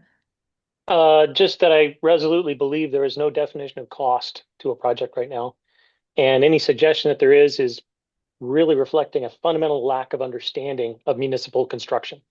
So I believe confidently there's no basis to present a cost for a project right now. Go ahead. In point of order, I ceded my question to the group, and so I still have some things to say. Go ahead. That's all right. Sorry. I think that there is a lot of taking out of context of the vote and the 4-3 regarding the February vote. I'll just leave it at that. My question is this a quote? Is this a hard cost? No. Okay, just wanted to clear that up. So we do not know what this project is going to cost because this is not a quote and this council has not decided what we're going to do. So the ultimate question that I want to ask is what do we want to put on the ballot? Because that matters. The other question that I have is for Sean. So Sean, I think I heard you say something about city staff. The city we wouldn't be able to campaign, which I think also means that city council members would not be able to campaign for or against this in the community. Is that accurate? What I said was the statute provides that the makeup of the pro and con committees can include city staff or elected officials. Okay, so I'm asking a different question. I'm sorry. If we put something on the ballot and say I wanted to post something on social media, pro or con, and people see me as a city council member in the community, am I putting myself at risk of anything? Potentially. I mean, I think it depends on how you're, describing it. I mean, we're getting into the what if, right? And so what ifs are hard to specifically provide an answer, but potentially, yes, that's possible. Because I was doing a little quick math today and looking around. And what I found is one council member, 66% of their posts on their official council member page are regarding the library between January of 2023 until July 28th. And I have questions about whether that's a conflict of interest. If you go back 3 years from August to this August, 55% of those official communications, 27 of 49 posts are about the library. And I know a hearing examiner once described us being able to have an opinion, but I do not think that influencing votes as an influencer that is paid to do that work I believe it's a conflict of interest. So I am very curious, and I would like us to be very crystal clear on what our role is and what it isn't regarding social media, given that we have 2 administrators of social media here tonight from one of the main pages. But I think the work is already being done. The influencing work is already underway. There's already a campaign. You guys have saw it today. Some people saw the news. All of that has occurred. So I think when the mayor talked about the campaign to support the library at the July 15th meeting, it sparked a panic that, oh my gosh, the city might actually really try to get education out there, like has been talked about. And suddenly, here we are having special meeting after special meeting because somehow people think that that I'm going to vote for a $15 million project. And I have told you over and over again that I'm not voting for $15 million worth of taxes. I'm not. But again, it's the fear factor. It's the things that continue to be put on social media, and some are moderated, some are not, some are disappearing, that are leading to confusion in the community. And that's already taking place. There's already confusion in the community. People are asking that. And social media is not where everybody lives. But there's an outsized influence on the community page and in the community in general. And I think that we just need to be really clear on what it is that we can and can't do. So I can see where this is headed because people have already said how they're voting. My question is, what are we going to put on the ballot if you guys vote? What is it that you guys are wanting to ask the community? What are our 10 words? So that was the segue I was going to make. Before anybody answers, I was going to, Sean, what would your suggestion be from a legal standpoint? Well, I think Andy's right in what Kyle alluded to before. You know, you have to have the enacting body, which would be the city council of the city of Liberty Lake, passing a resolution, and then 10 words. It's very, you're not going to get everything you want to say in 10 words. Let's be clear about that. So it has to be general in nature to try to capture everything that wants to be said, as well as in that process, you can then have a little bit more explanation of that question in the explanatory statement. So, I mean, I think I don't have anything specifically proposed. I don't know what the council wants to ask. So it's hard for me to say one way or the other. I mean, part of this meeting was to try to facilitate that. And quite frankly, that goes for the explanatory statement as well. You know, to try to, you know, you can't write an explanatory statement until you know what the question is. And I don't know what the question is going to be or what that would look like. In a general sense, it would be something along the lines of building a new community center and public library at Town Square. That's about 10 words.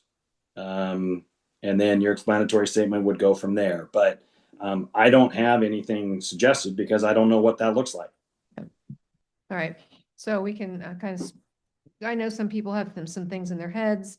I've seen some of it. Let's go around and I'm going to try to keep track of some bullet points and then I'll try to circle back and summarize as we go. Mayor Pro Tem, you had your hand up first. So two things. Sean, I want to make sure that we're clear here.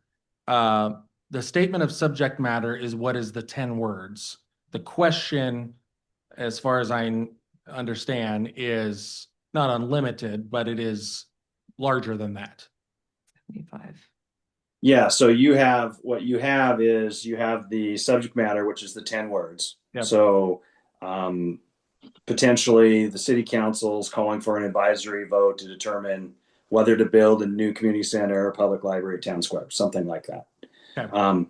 The enacting part, where you talk about the city of Liberty Lake City Council calling for advisory vote, that's not part of the 10 words. The 10 words is the meat of what you're asking for and what you're doing. And then that's the title portion of the ballot. From that, then there is a question that is derived. And so instead of, you can use it kind of similar to what the ballot title is you just shorten it to say, should the city build a new community center and public library at Town Square? Yes or no? Then you have the explanatory statement that will explain that in a little more detail in 75 words or less, what that question and what that ballot title means. What are the impacts by doing this? So with that, Mayor, I'll make a motion and then Hopefully that will help us kind of figure out exactly what we're going to say here. I see lots of dinosaurs in the motion. Can we just discuss it first? I'm sorry to interrupt, but can we, before we get into motions that are difficult? Well, I don't think the motion is difficult. I mean, Well, managing them can, because I foresee a lot of amendments coming. so Go ahead. I can withdraw the motion if need be. I'm going to make a motion that we direct to city staff to prepare an advisory vote with the statement of subject matter being advisory vote concerning new Liberty Lake Library and Community Center. That's the first motion. Second. Okay, we have a motion and a second for staff to prepare, this was the subject, right? Correct. And then I can, For, Do for that. consideration, to build a new Liberty Lake Library and Community Center at Town Square? oh, well, did- that's 10 words. Oh. Advisory. Mayor, Sorry. Mayor, let me interject or something. The easiest way to do this is just to have the motion relative to whether there's an advisory vote or not. Okay, And then we can then get into what the question looks like and what that goes. Because if there's not an agreement on an advisory vote, there's no need to get into the question. Okay, if you wanna so I'll withdraw that. withdraw that Okay. motion. Now I'll move to direct city staff to prepare an advisory vote for the November ballot. Second. okay, we have motion and second. Any further discussion? I think we've had most of it. All right, all those in favor, please say aye. Aye. Aye. Okay, we have Mayor Pro Tem, Councilmember Van Orman, Councilmember Spencer, and Councilmember Kennedy. That's for those opposed. Councilmember Kurtz and Councilmember Dunn opposed. Nay. Okay, motion passes 4-2. Okay, So now I'll make a motion on the advisory vote to have the statement of subject matter be advisory vote concerning new Liberty Lake Library and Community Center, which is 10. okay. All right, do we have a second to that? Second. Okay, we have motion and second. Rochelle, can you read that back? I can read it again if you need. Okay. Advisory vote concerning new Liberty Lake Library and Community Center. Okay, discussion. Councilmember This is just the Kurtz. title. Yeah, I know. It's not new. I mean, the community center is new, the library is not. So if there was a way to distinguish that in this, so it doesn't look like we're totally building something new, because we're not. I mean, we have a library. Yeah, but we'd be building a new space. You could potentially put new before community center and then say and public library.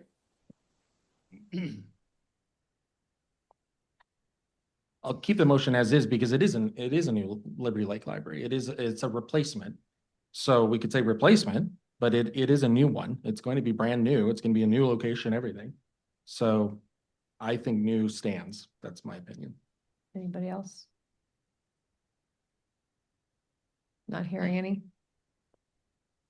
Okay. Yep. Go ahead, Councilmember Kennedy. I believe this is splitting hairs and I hate getting into this, but it's the community center, I think, has to be the emphasis here.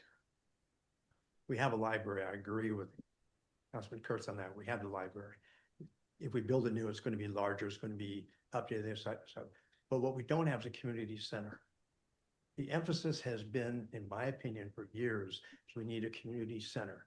The assessment that we spent the money on came through very clear that we needed more space, therefore community center, not library.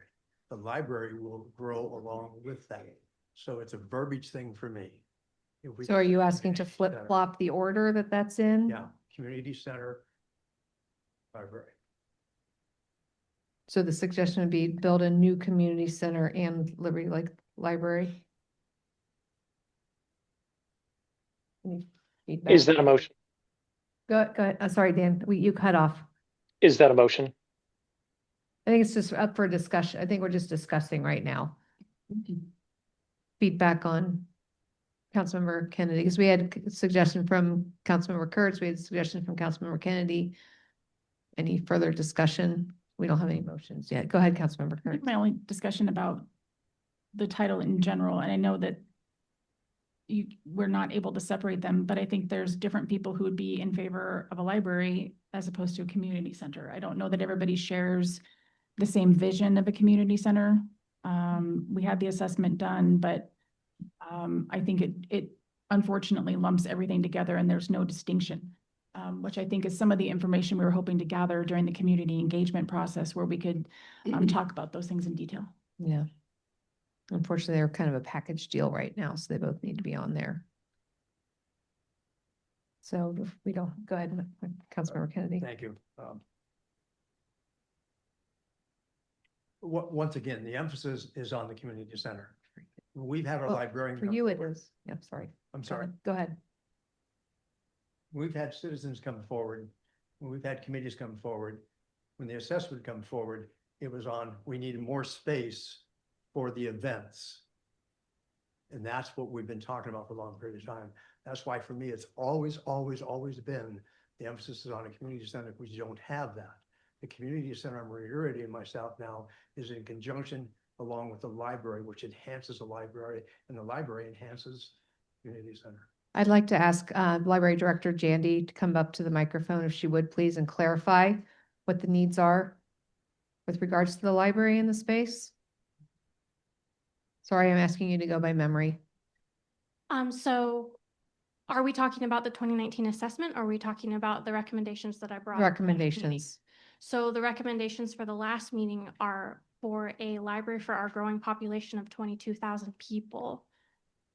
Our collection space needs to increase. Our space for teens needs to increase. Our space for meeting rooms and study rooms need to increase.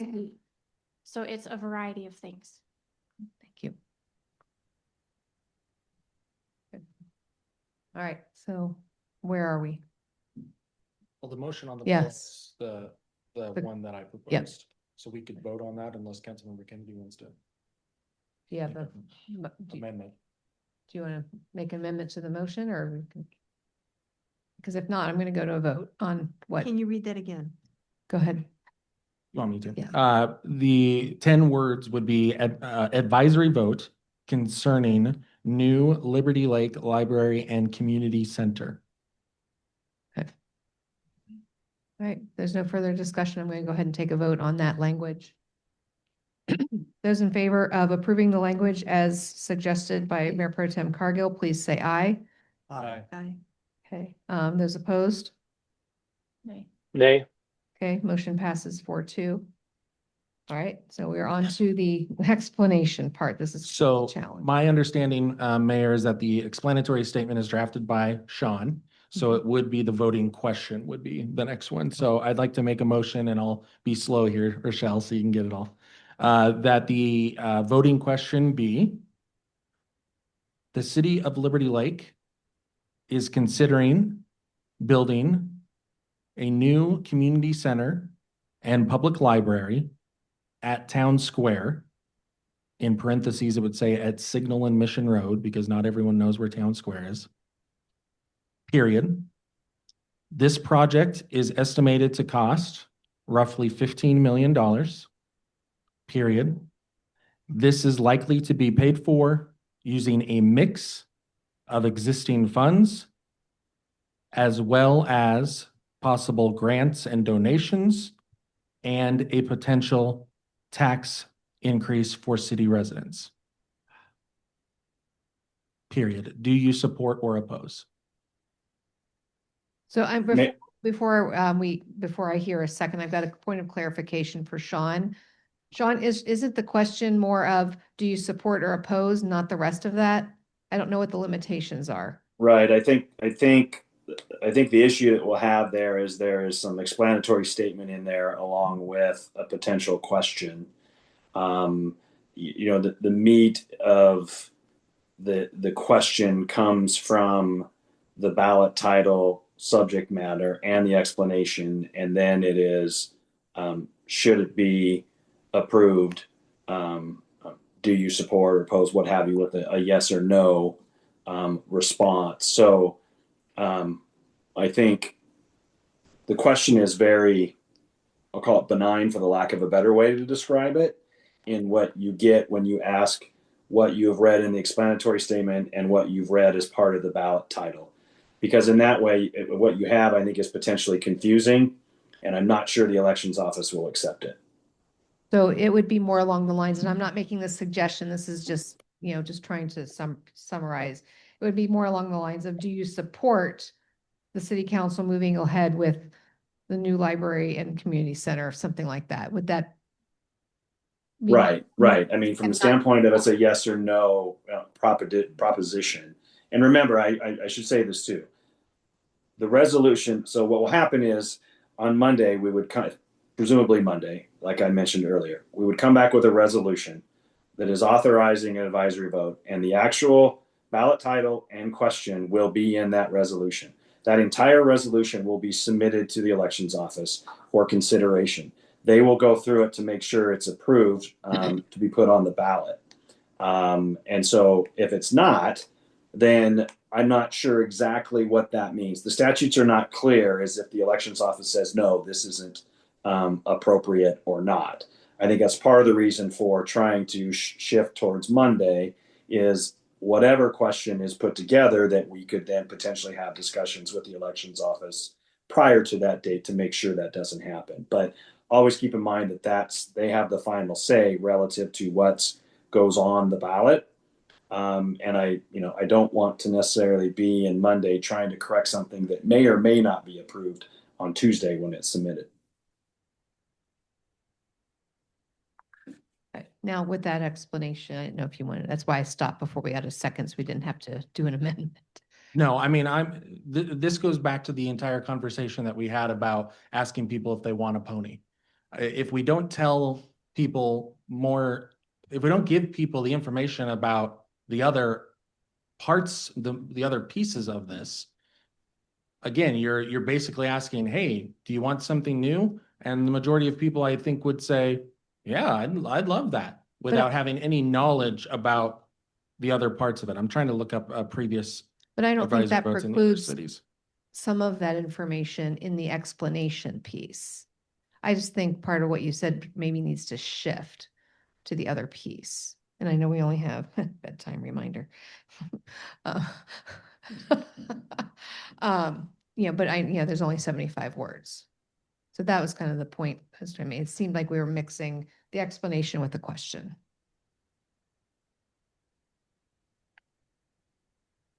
Mayor. Yes, sorry. Go. Yeah, I think when considering what this question is going to be, I think we have to consider reality here. What are the funding mechanisms that we have available?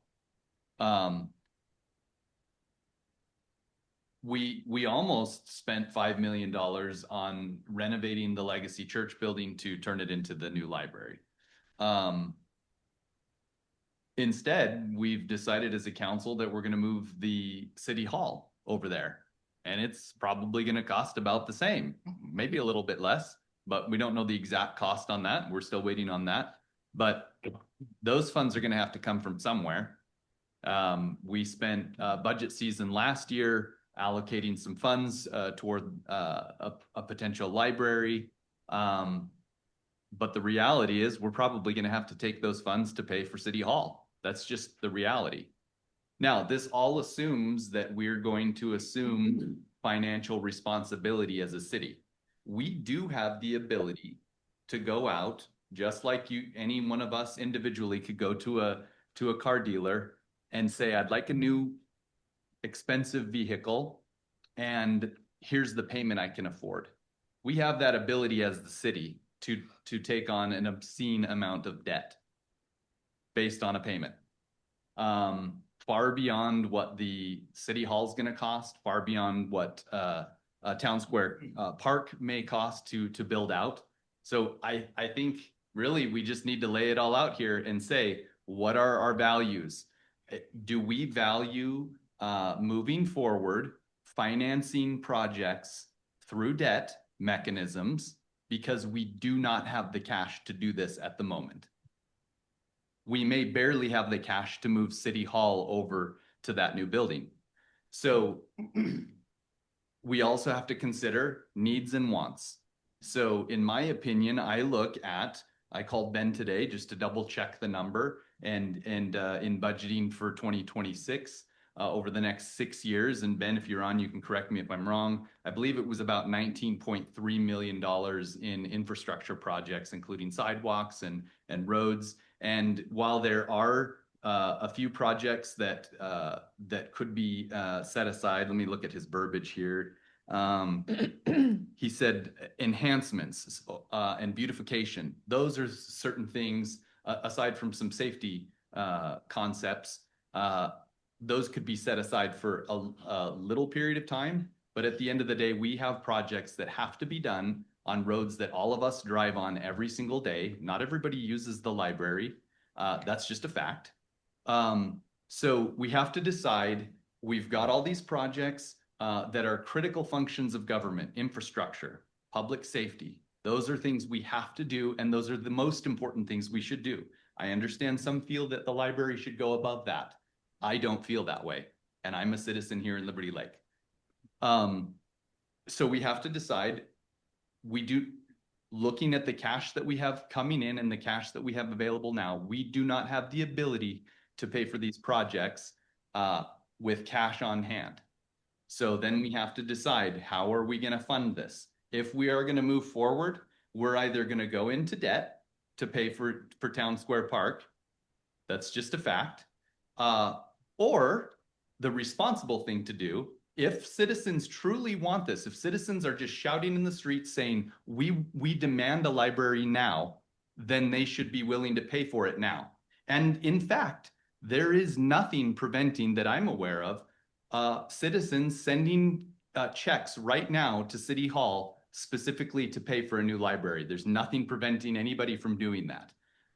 So what's the other mechanism? We can send this to the voters and ask, if your taxes were to increase as a result, so that we can pay for this now with now dollars and not your children's dollars, then go ahead and vote yes. So I think it's critical that in that statement, in that question, that we do put some sort of verbiage regarding a possible tax increase, because I don't want to just know whether they want the pony, but I want to know whether they want the pony and they're willing to pay for it.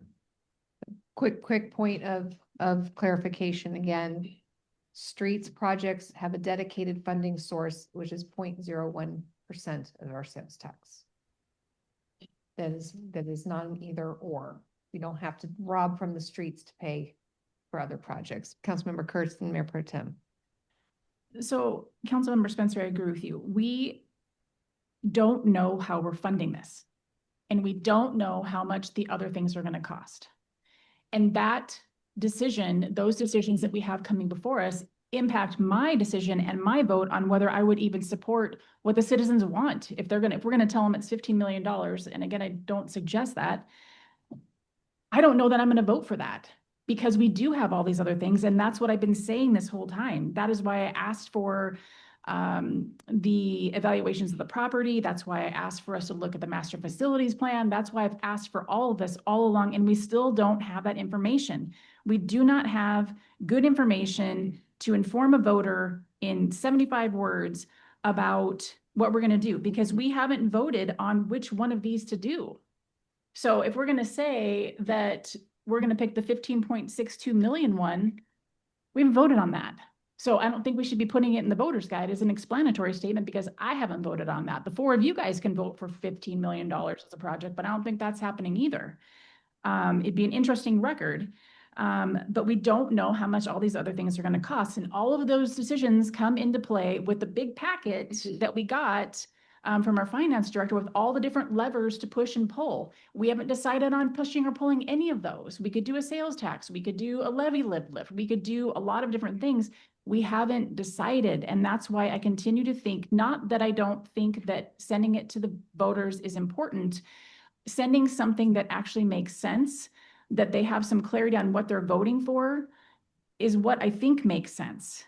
We don't have the information. And if we don't have it, we can't give it to the voters.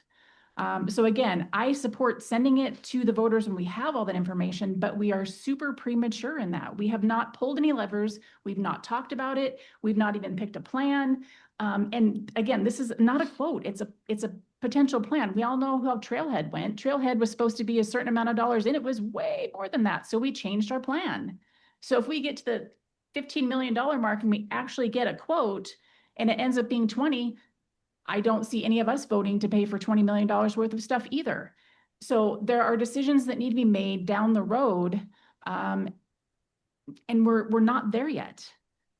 And I think that we could be with more information. We don't have it. And I'm sorry that that really bums out some of you guys that you don't have it and you thought you would. But having a good project and having a good thing that is clear to the voters what they're voting for is very important, because I don't like in this, what would be essentially the explanatory statement, $15 million. I didn't vote for that. You four didn't vote for that. And paid for from existing funds. What funds? We haven't decided that. We haven't decided any of this. And that's my whole fundamental argument with why we shouldn't be doing this. We don't have the information to give people. So we're giving them no information.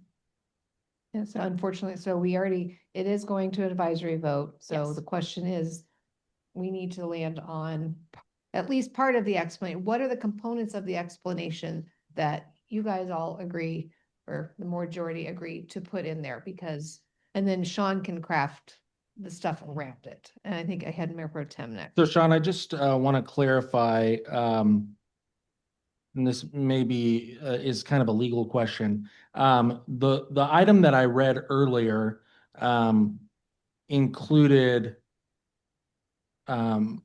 statements.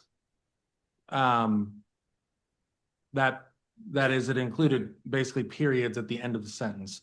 If we change it up a little bit to say something like this, would this be more appropriate from the legal perspective?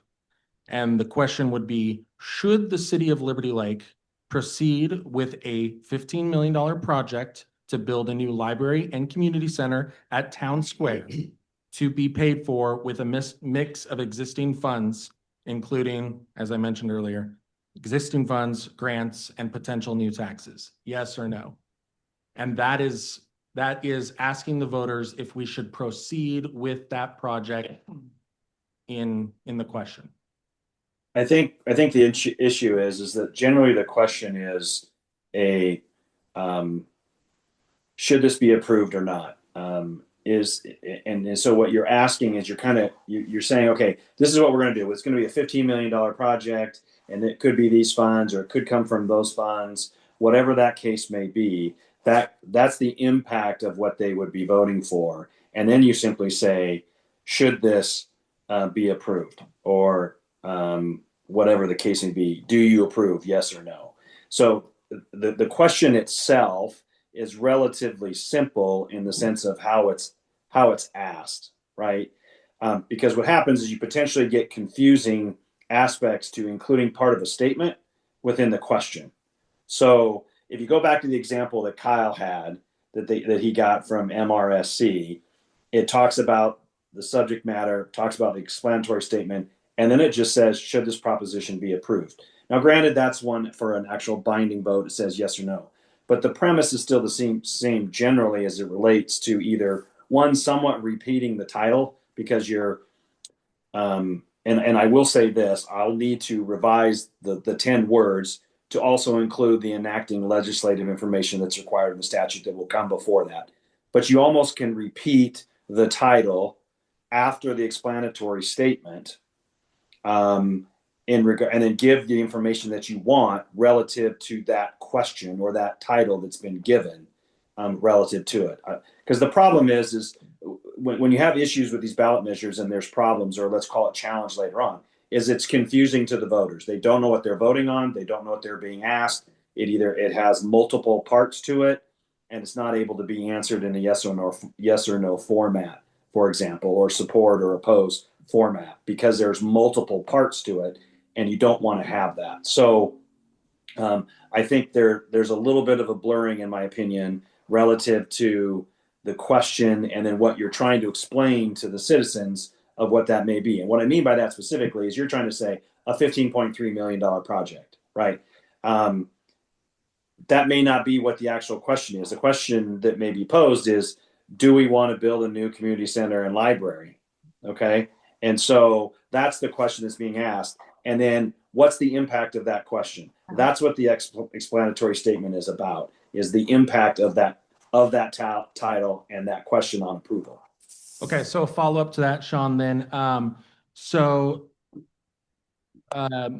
We would approve then, correct me if I'm wrong, the explanatory statement, but you would write that on to be given to us on Monday. No, you'd approve the ballot title and the question. That will be in the resolution. That's what you'll approve. I'll write the explanatory statement. Will we see that on Monday? Yeah, potentially, depending upon what I know to put in it. And that's the question. That's why I'm trying to get the bullet points. What does everybody want? Point of order. Point of order would be, Mayor, if we have another outburst of comments from citizens in here, that they be removed from this room. We're trying to conduct business here, and I think the chide and remarks and stuff that come from the audience is detrimental to what we're trying to accomplish here. Point taken. Audience will please keep the comments down. All right. I don't want to have to clear the chambers. It does become disruptive, and that is a reason for me to do that. Thank you. So go ahead, Chris, Mayor Pro Tem. Sorry. Keep going with the I lost my train of thought where I was. So yeah, so. I'd like to hear what Yeah, everybody else has to I'm say, looking too. for the bullet points of suggestions on what to put in the explanation. Mayor, if I may, Yes. I'm not sure if we need a motion to extend the meeting. I don't think we had an end time on here. Okay. Did we? No, we did. No. We did can't not, meet but I just forever. wanted to. So I know. what was our end time for special meetings? What does our rules of procedure say? I don't think that it calls out the time. It's not specific on time in the rules. And it is 9 o'clock. So our normal meetings can go up to 3. Mayor, if I can make a suggestion, I mean, I know that we can go back and forth and from that perspective. And you know, there's a lot to the explanatory statement that varying council members will have differing opinions as to, you know, what that looks like. I think that the question can be derived from what has been already approved, in my opinion, that I can craft from what they've approved already this evening. Okay. That will be put in a format in the resolution. It will be similar to what has been approved. And then we can certainly go longer. I'm not saying that as far as explanatory statement, but what I would suggest is if a council members have something that they think should be in the explanatory statement, they send me a separate individual response to that. And then I will review it as I'm putting together the explanatory statement. I don't know that we're going to be able to achieve exactly what that looks like in that explanatory statement relative to that in a fashion that works.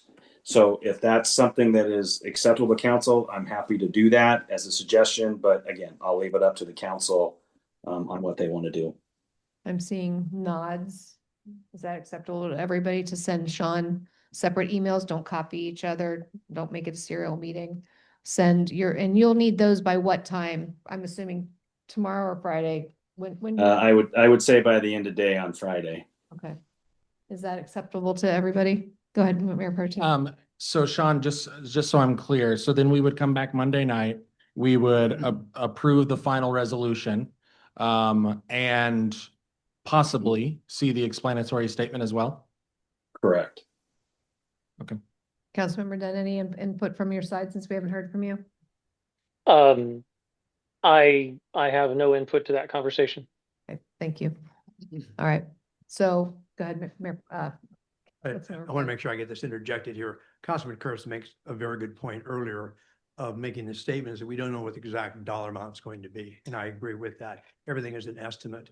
When we were dealing with the church building, that was an estimate.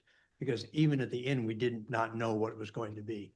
So I have a challenge. Thank you for bringing this up. I have a challenge that if we use the figure $15 million specifically, I think that could be misleading to the public, that if it implies in the range or however the verbiage is, but very good point.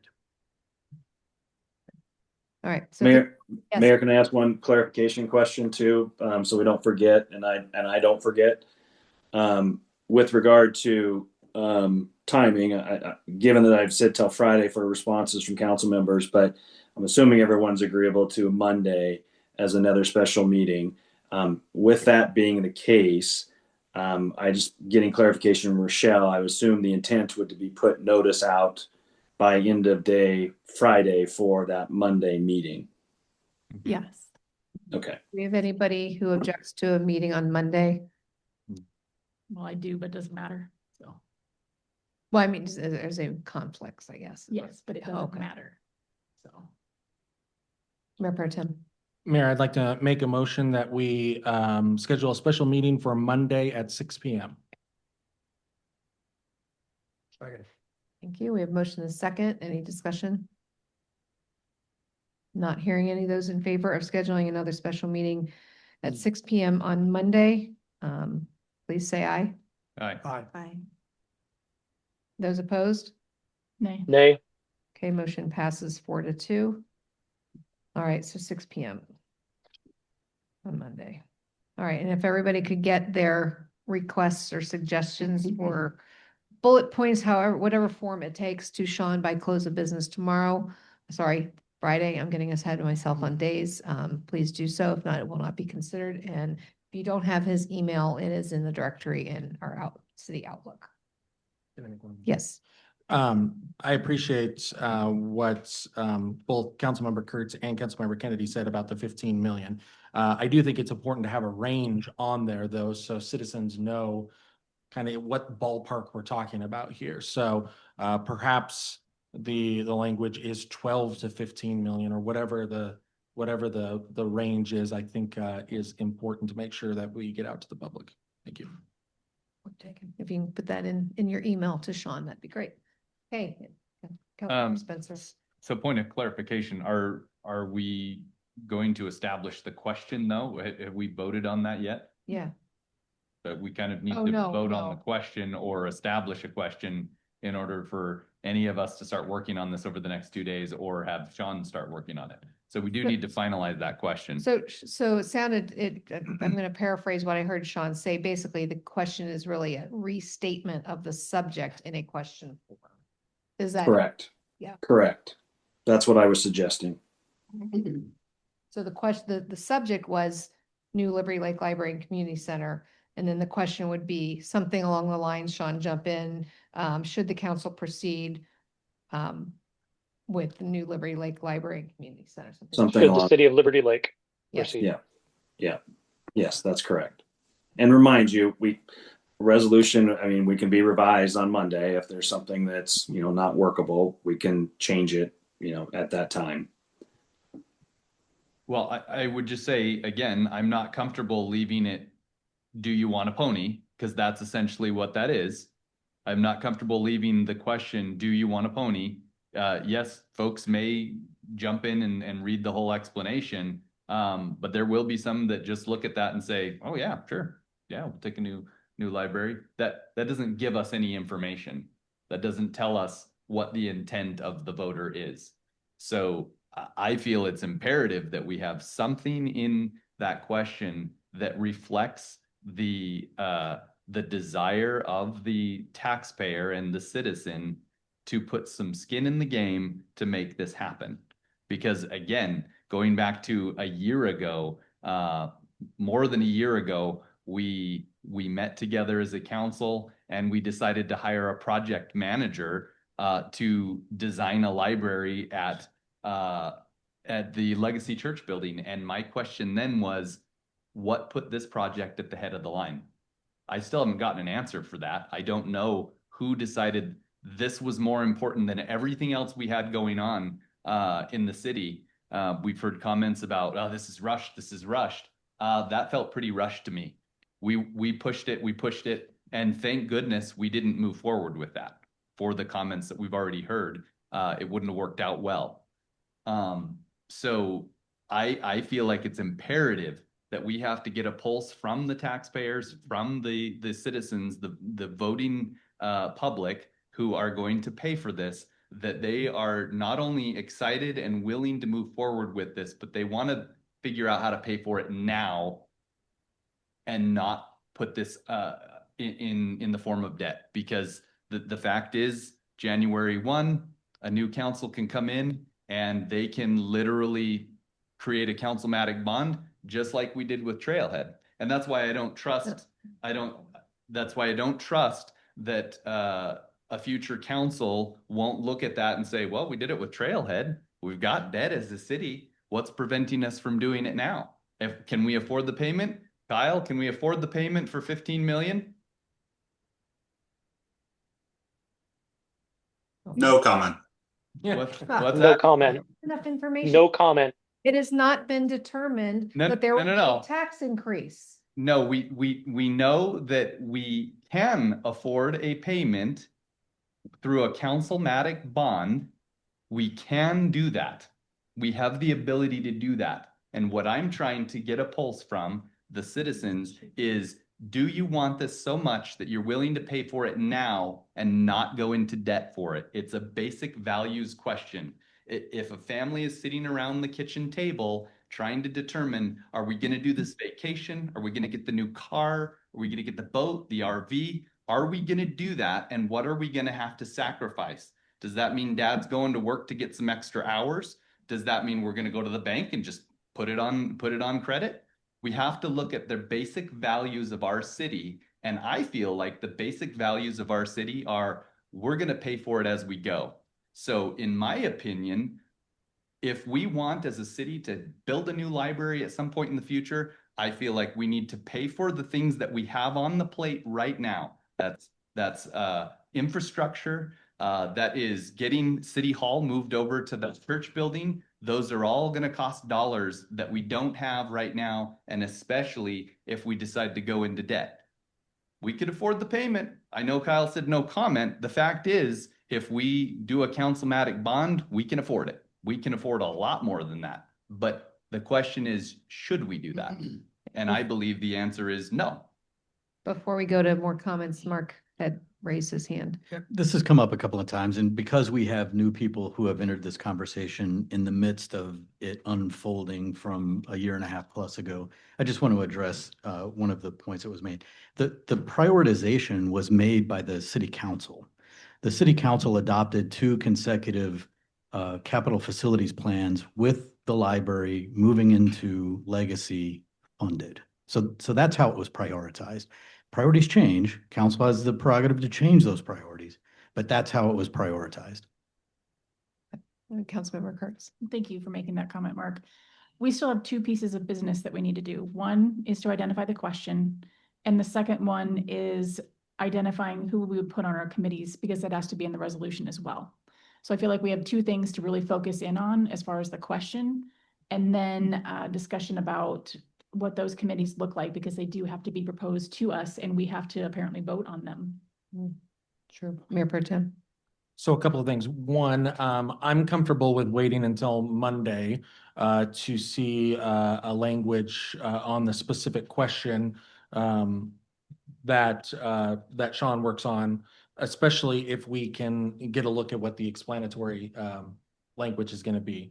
I feel like I'm not comfortable deciding the exact wording of the question just yet without having that other piece of information. Second thing on the pro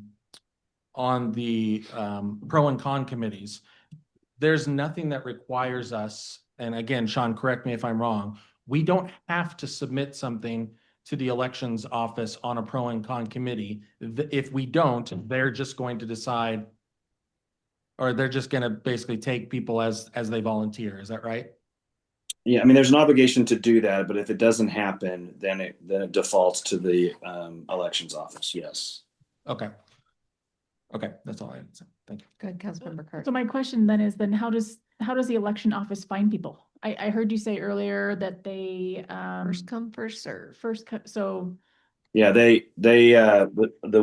and I don't know specifically what Spokane Elections does. I'm assuming it's what the statute provides, which is they do a media release and publish that there is a ballot measure and would be seeking those in favor and those opposed to the measure, and then take individuals on a first come, first served basis. But I've not had that direct conversation with them. It's just that the statute provides that's the process that would happen.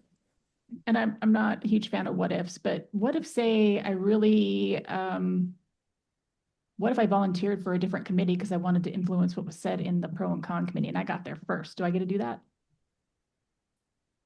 It's up to the elections office. So they're the ones who would be making the decisions after the deadline.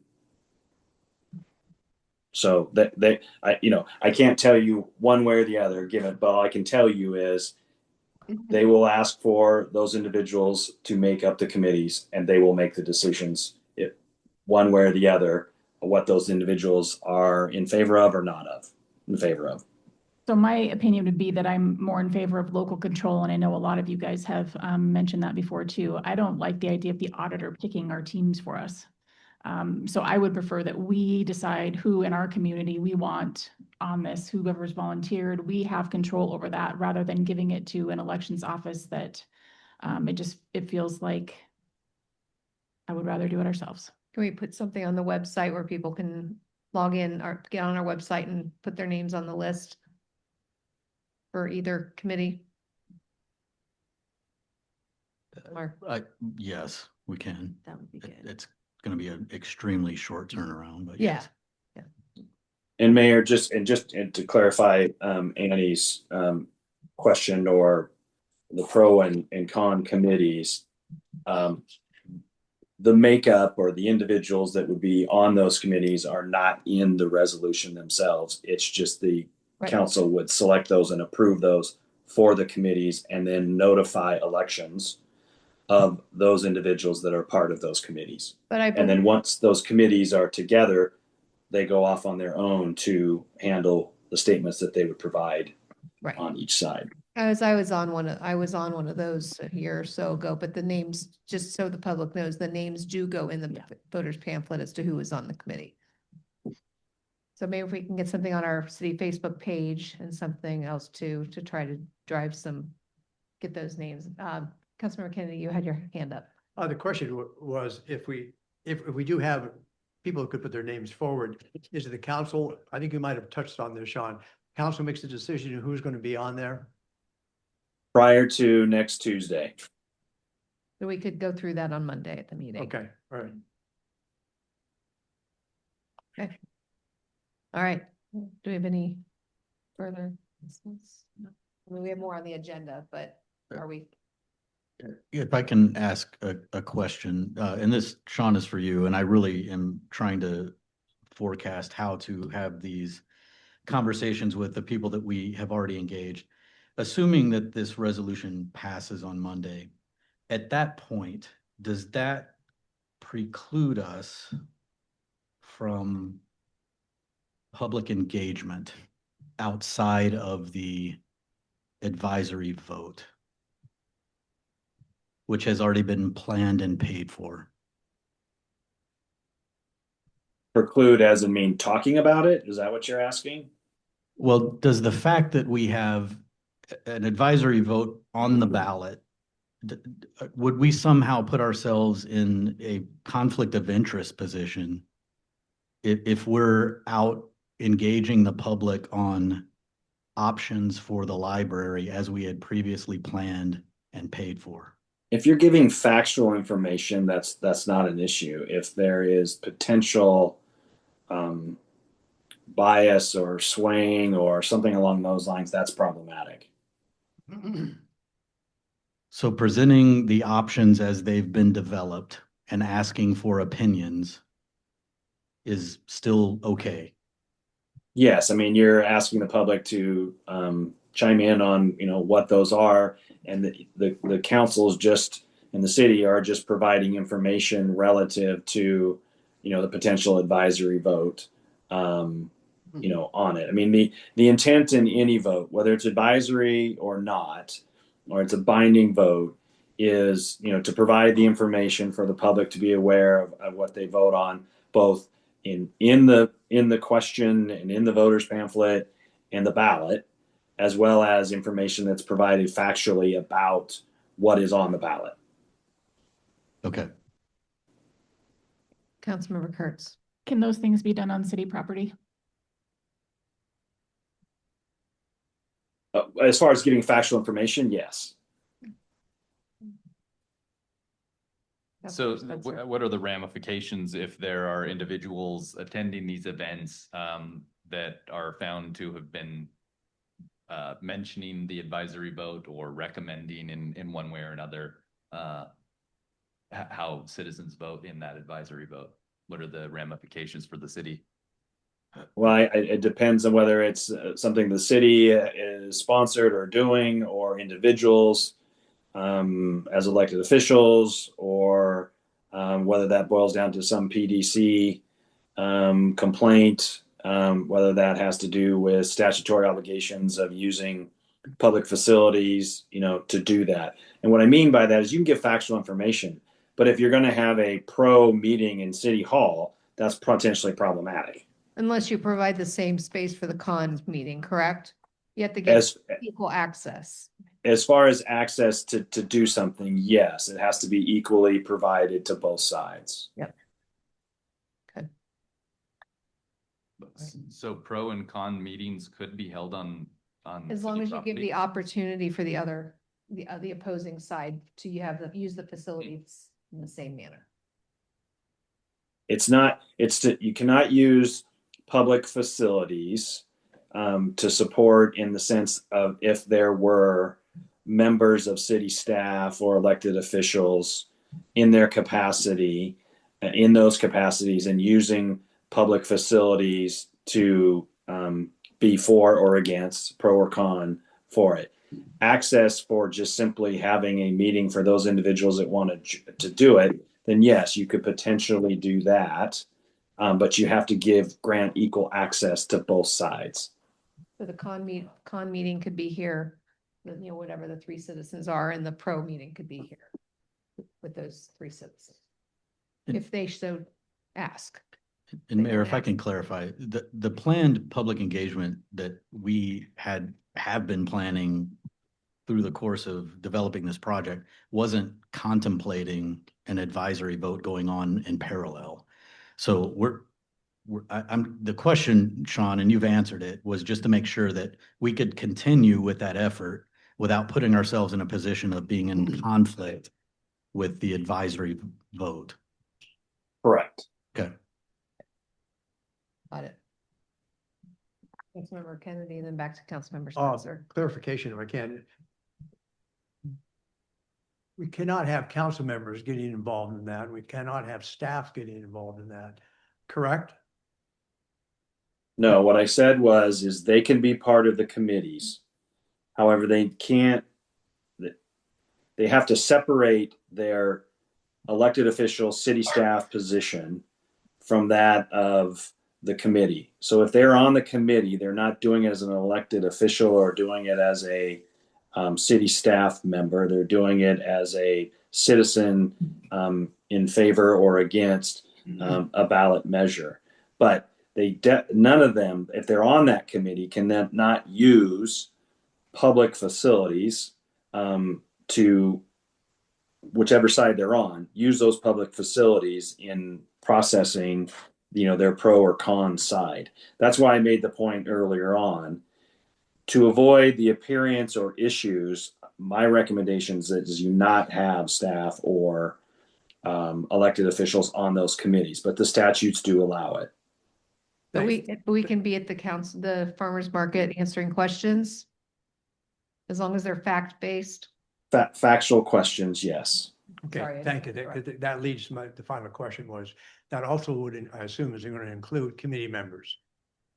they would be under the same criteria as the council members Mhm. and also staff,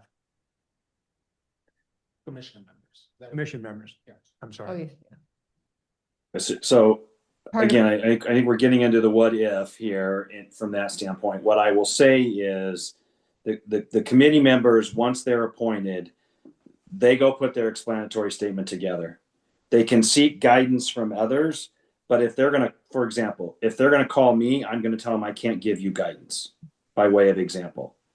Your job is to, as a pro committee or con committee, is to put together a statement for the voters pamphlet. That's your responsibility. You can seek the guidance of others, but not to come back to the city or city staff or myself, for example, to assist them in putting that statement together. Thank you.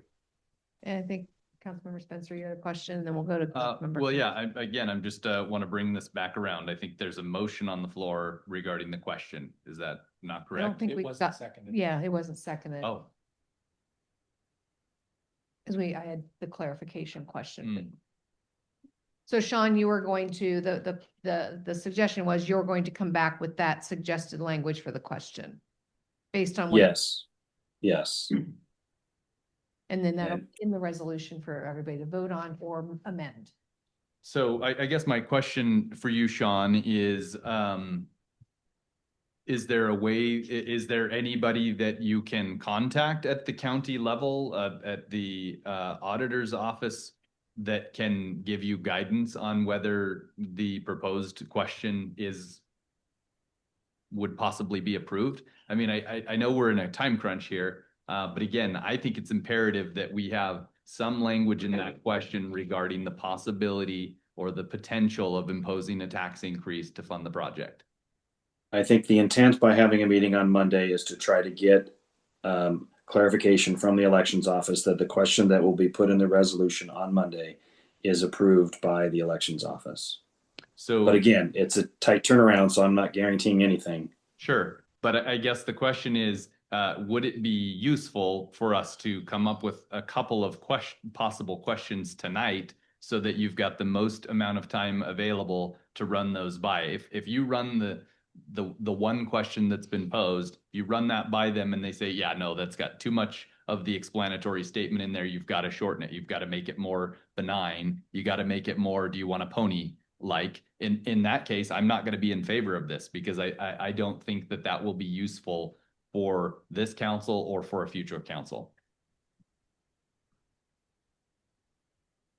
I mean, I don't know if that's a question. For me, I will just say the council can do what it wants. I merely made a suggestion to try to get to a point of, as far as the question, if you want to propose several questions and we try to run them by elections, then we can certainly try to do that. I don't know what the outcome may be at this point. I'm just simply saying a suggestion that I made in order to, move the process to get to a question and work towards an explanatory statement. So I'm hearing you ask this question. I'm not hearing anybody else weigh in on it. My suggestion would be to rely on our city attorney to do the job we pay him to do, to be our legal advocate and come up with the language that everybody can review and possibly amend on Monday. Well, I guess I agree. the question regarding that is, Sean, in his explanation has to be neutral. I feel like putting verbiage in the question regarding a tax increase could potentially be viewed as not neutral. And so therefore I am emphatic about that needs to be in the question. It needs to be, we need to get a pulse from the voters, whether they're willing to possibly have a tax increase in order to fund this project. So I guess I'd like to throw out there an additional question. So I'm not sure if I have to make a motion to do that. I mean, we didn't have a seconded motion for Mayor Pro Tem Cargill's question. So is anybody opposed to that? Me proposing another question? Well, if it doesn't get seconded, then you'll know. Okay, so I need to make a motion. Is that what you're saying? You can Okay. make a motion whenever. All you right, want. I'd like to make a motion to include a question for Sean's consideration and checking with the county. The city, the Liberty Lake City Council is considering the construction of a new library and community center at Town Square Park. We could put this, the same address profile as Mayor Pro Tem put in his. Comma, potentially imposing a tax increase to fund this project. Should this project be funded? That would be the question. Second. A motion is second. And again, this is not voting on that being the question, it's No, asking just Sean to potential consider it. them to be considered. Just wanted to clarify that. Yep. Go ahead. So, Sean, this actually leads me to ask a follow-up question, which I was hoping you can answer. If the ballot title, instead of asking specifically about the project, asks about the funding for said project, does that change what the final question could be? In other words, could we, instead of a ballot title that would say something like, advisory vote concerning new Liberty Lake Library and Community Center, instead it would say advisory board vote considering funding for new Liberty Lake Library and Community Center? Does that change anything? I think funding provides probably more of a description towards the explanatory statement. So if you have that in the ballot title, that it provides more information relative to explaining that aspect of it. Because remember, the explanatory statement is intended to provide the 75 words or less, as it says, to describe what the ballot title is about, right? We're telling you what, so our ballot title is X. Our explanatory statement is explaining X in 75 words or less. And then the question is, should you approve this or not? Yes or no? That's the process or format for the ballot. So this seems to be moving down the line of what we would look to have on the ballot in 26, I would not disagree with that. which is way too premature. My opinion.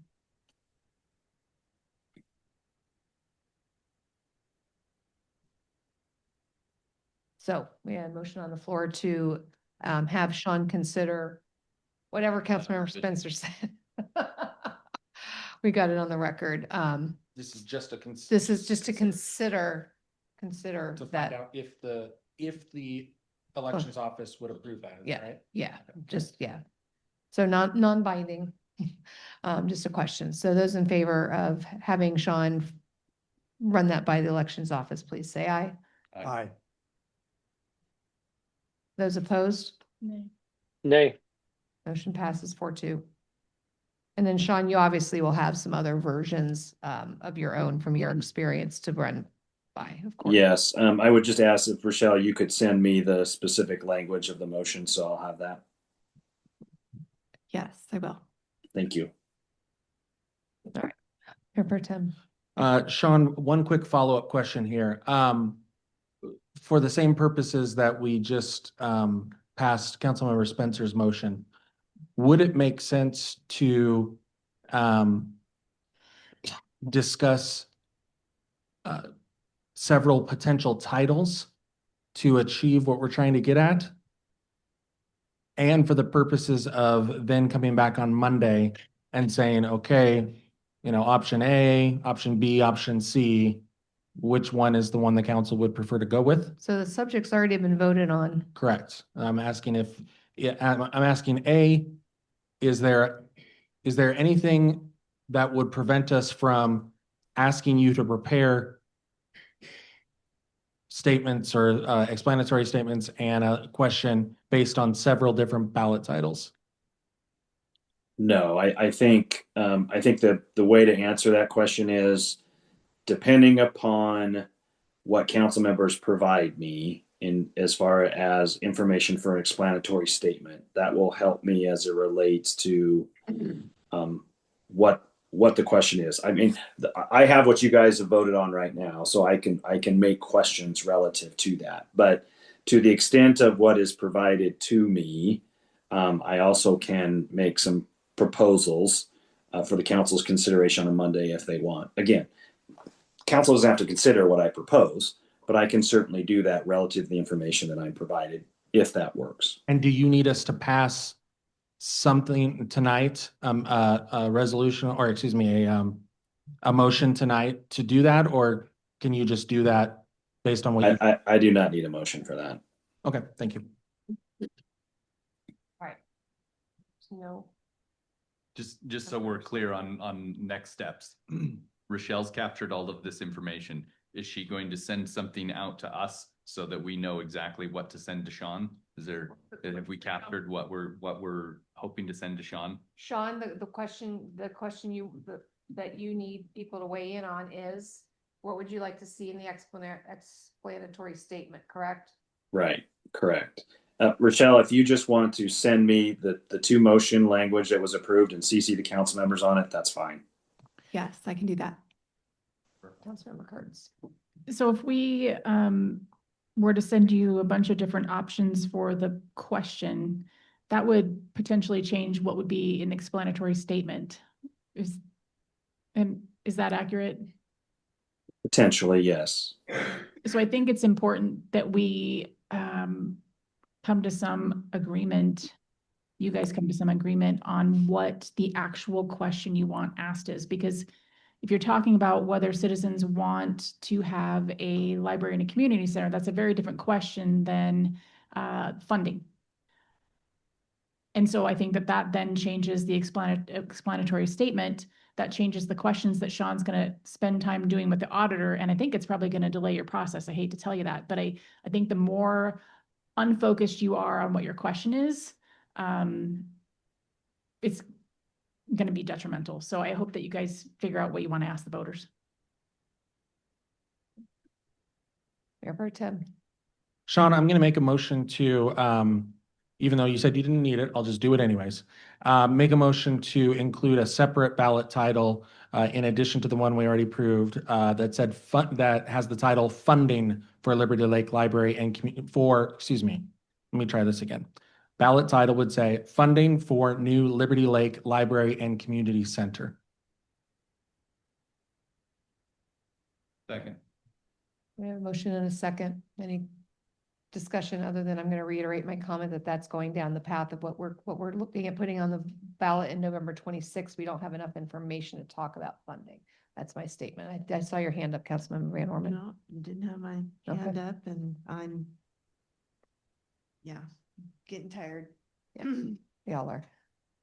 Mayor Pro Tem. So my reasoning for this is that this way we can see at least two different options on Monday night and pick which one works best, and potentially a third option per Councilmember Spencer's motion that he made that we can review on Monday and then decide at that time which one is most preferred. All right, Councilmember Kennedy. Should it say possible funding versus just funding? Let me interject there. Certainly the council can do that. If we're using the word funding or something I put in there, we can certainly change the specifics during the meeting on Monday. My concern is that if it's funding, that's singular.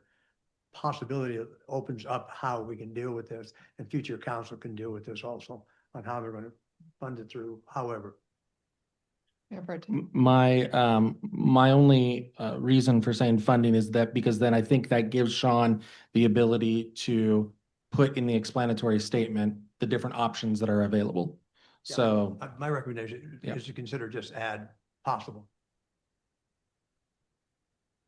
which we could do that on Monday if we need it. Yeah, if we wanted to. Instead of doing an amendment now, we can let Sean get the feedback and go through that on Monday. All right, do we have any further comments from the council? We still have the motion on the floor. Yes, we do. The Sorry. funding one. Yeah, losing track. So those in favor of adding the potential question for review of this It was the Potential statement. type. Thank you. That- Sorry, yeah. the title, subject of the advisory vote being, funding for the library. All those in favor, please say aye. Aye. Those opposed? Nay. Okay, I didn't, Councilmember Mormon, I didn't see your, Yeah, you didn't. I need you to vote one way or the other. If it's possible funding, I'd be, yes, you've got me there. So is that a yes?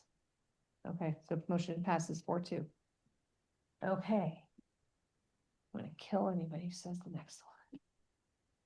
So if there's no further discussion, we will move on to citizen comments.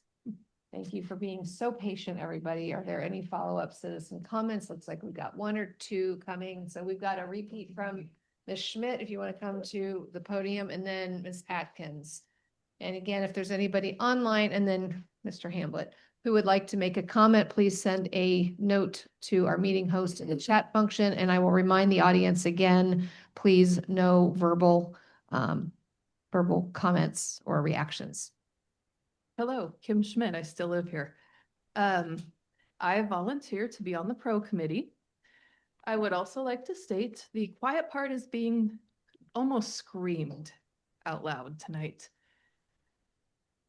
Council knows that if the word funding or throw a number is mentioned, that this will fail. This is an attempt to squash the library. What I can promise you is that we have a dedicated crew of people who love door knocking. We're going to go talk to everybody we possibly can. We're going to make sure that we do everything within our power to get this library built, whatever it looks like, however much it costs.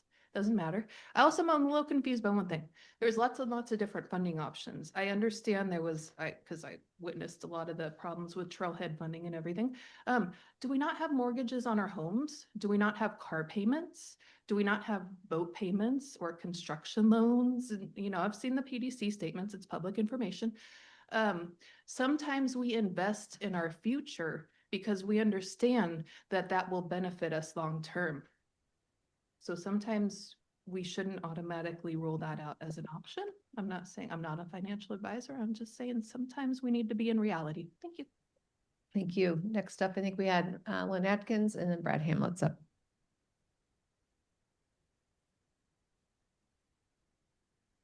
Lynn Atkins, yes, I'm still a resident of Liberty Lake. Couple of things. One, regarding the phrasing for the question, I have some concerns because I really am not certain about the transparency of the council in what you're going to put in as far as the question goes. I'm a little more comfortable with hearing possible funding, but the reality is that you have an estimate. You only have an estimate. You don't have any detailed costs, and you also do not understand or know what the cost to the citizen is going to be. And if you get down to the question, that's what they're going to want to know. What is the cost to me? You don't know what that is. So I think that that's an important piece to point out. The other thing that I'm a little bit concerned about in hearing this is that, RCW 29A.32-280 requires the legislative body, city, town, council, board of commissioners to formally appoint two committees no later than the resolution filing date. And yes, the auditor can do that, but if it goes to the auditor then has to put it in the media, and it all has to be done by the same due dates. So that does pose some challenges. I am concerned about getting true pro-con committees. The other thing is that for and against statements for each local ballot measure, it says in here again that you must formally appoint no later than the resolution deadline committees for and against the measure. The for and against committee member appointment form found on page 16 must be submitted by the deadline to the appointed committees. I'm kind of surprised that for a council that has been talking about putting something onto the ballot that there has been very little legwork done and research done in looking both at the current Spokane County Local Voters Pamphlet, Administrative Rules and Jurisdictions that is updated as of December of 2024. And also really delving into what the MRSC has to say about local government ballot measures and advisory measures. So I'm a little disappointed in your performance is what I'm telling you. I know that there are other cities that are putting ballot measures out for November, and they started their process communicating with the public as far back as May. And that means putting advertisements and statements into the paper and on their local websites. I don't feel that you have done your due diligence in order to bring this forward to the public. However, that being said, we all know that I am a library I'm advocate. going to have to stop you. All right. I would like to be on the committee.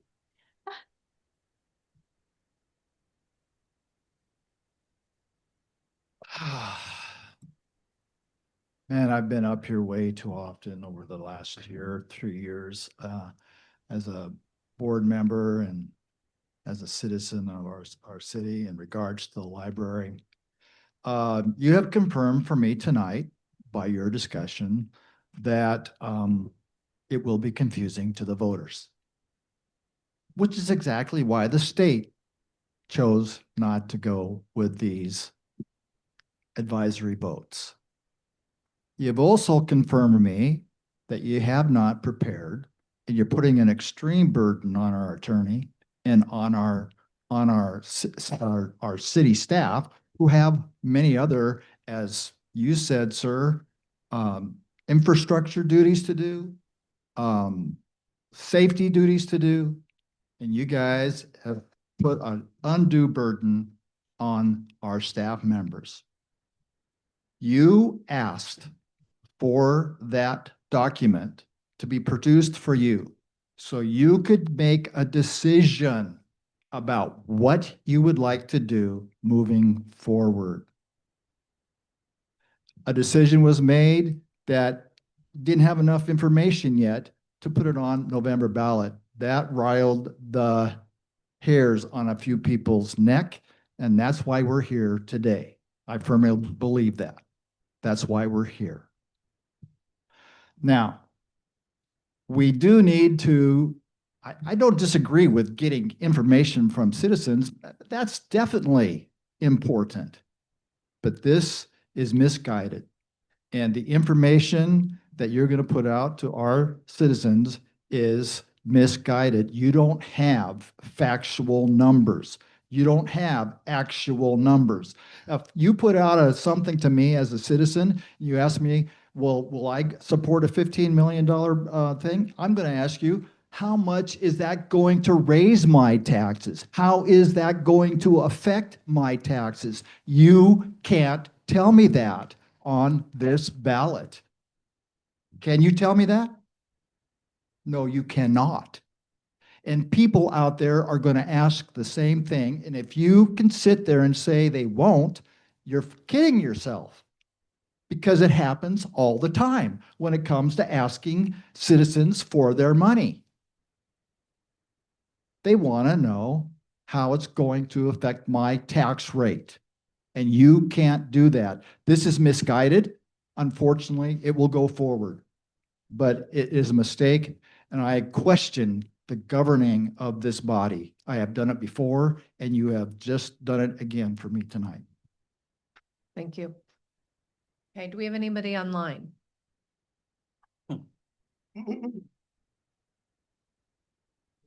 Okay, all right, so with no more citizen comments, we will adjourn. Oh, So, what? comments from council?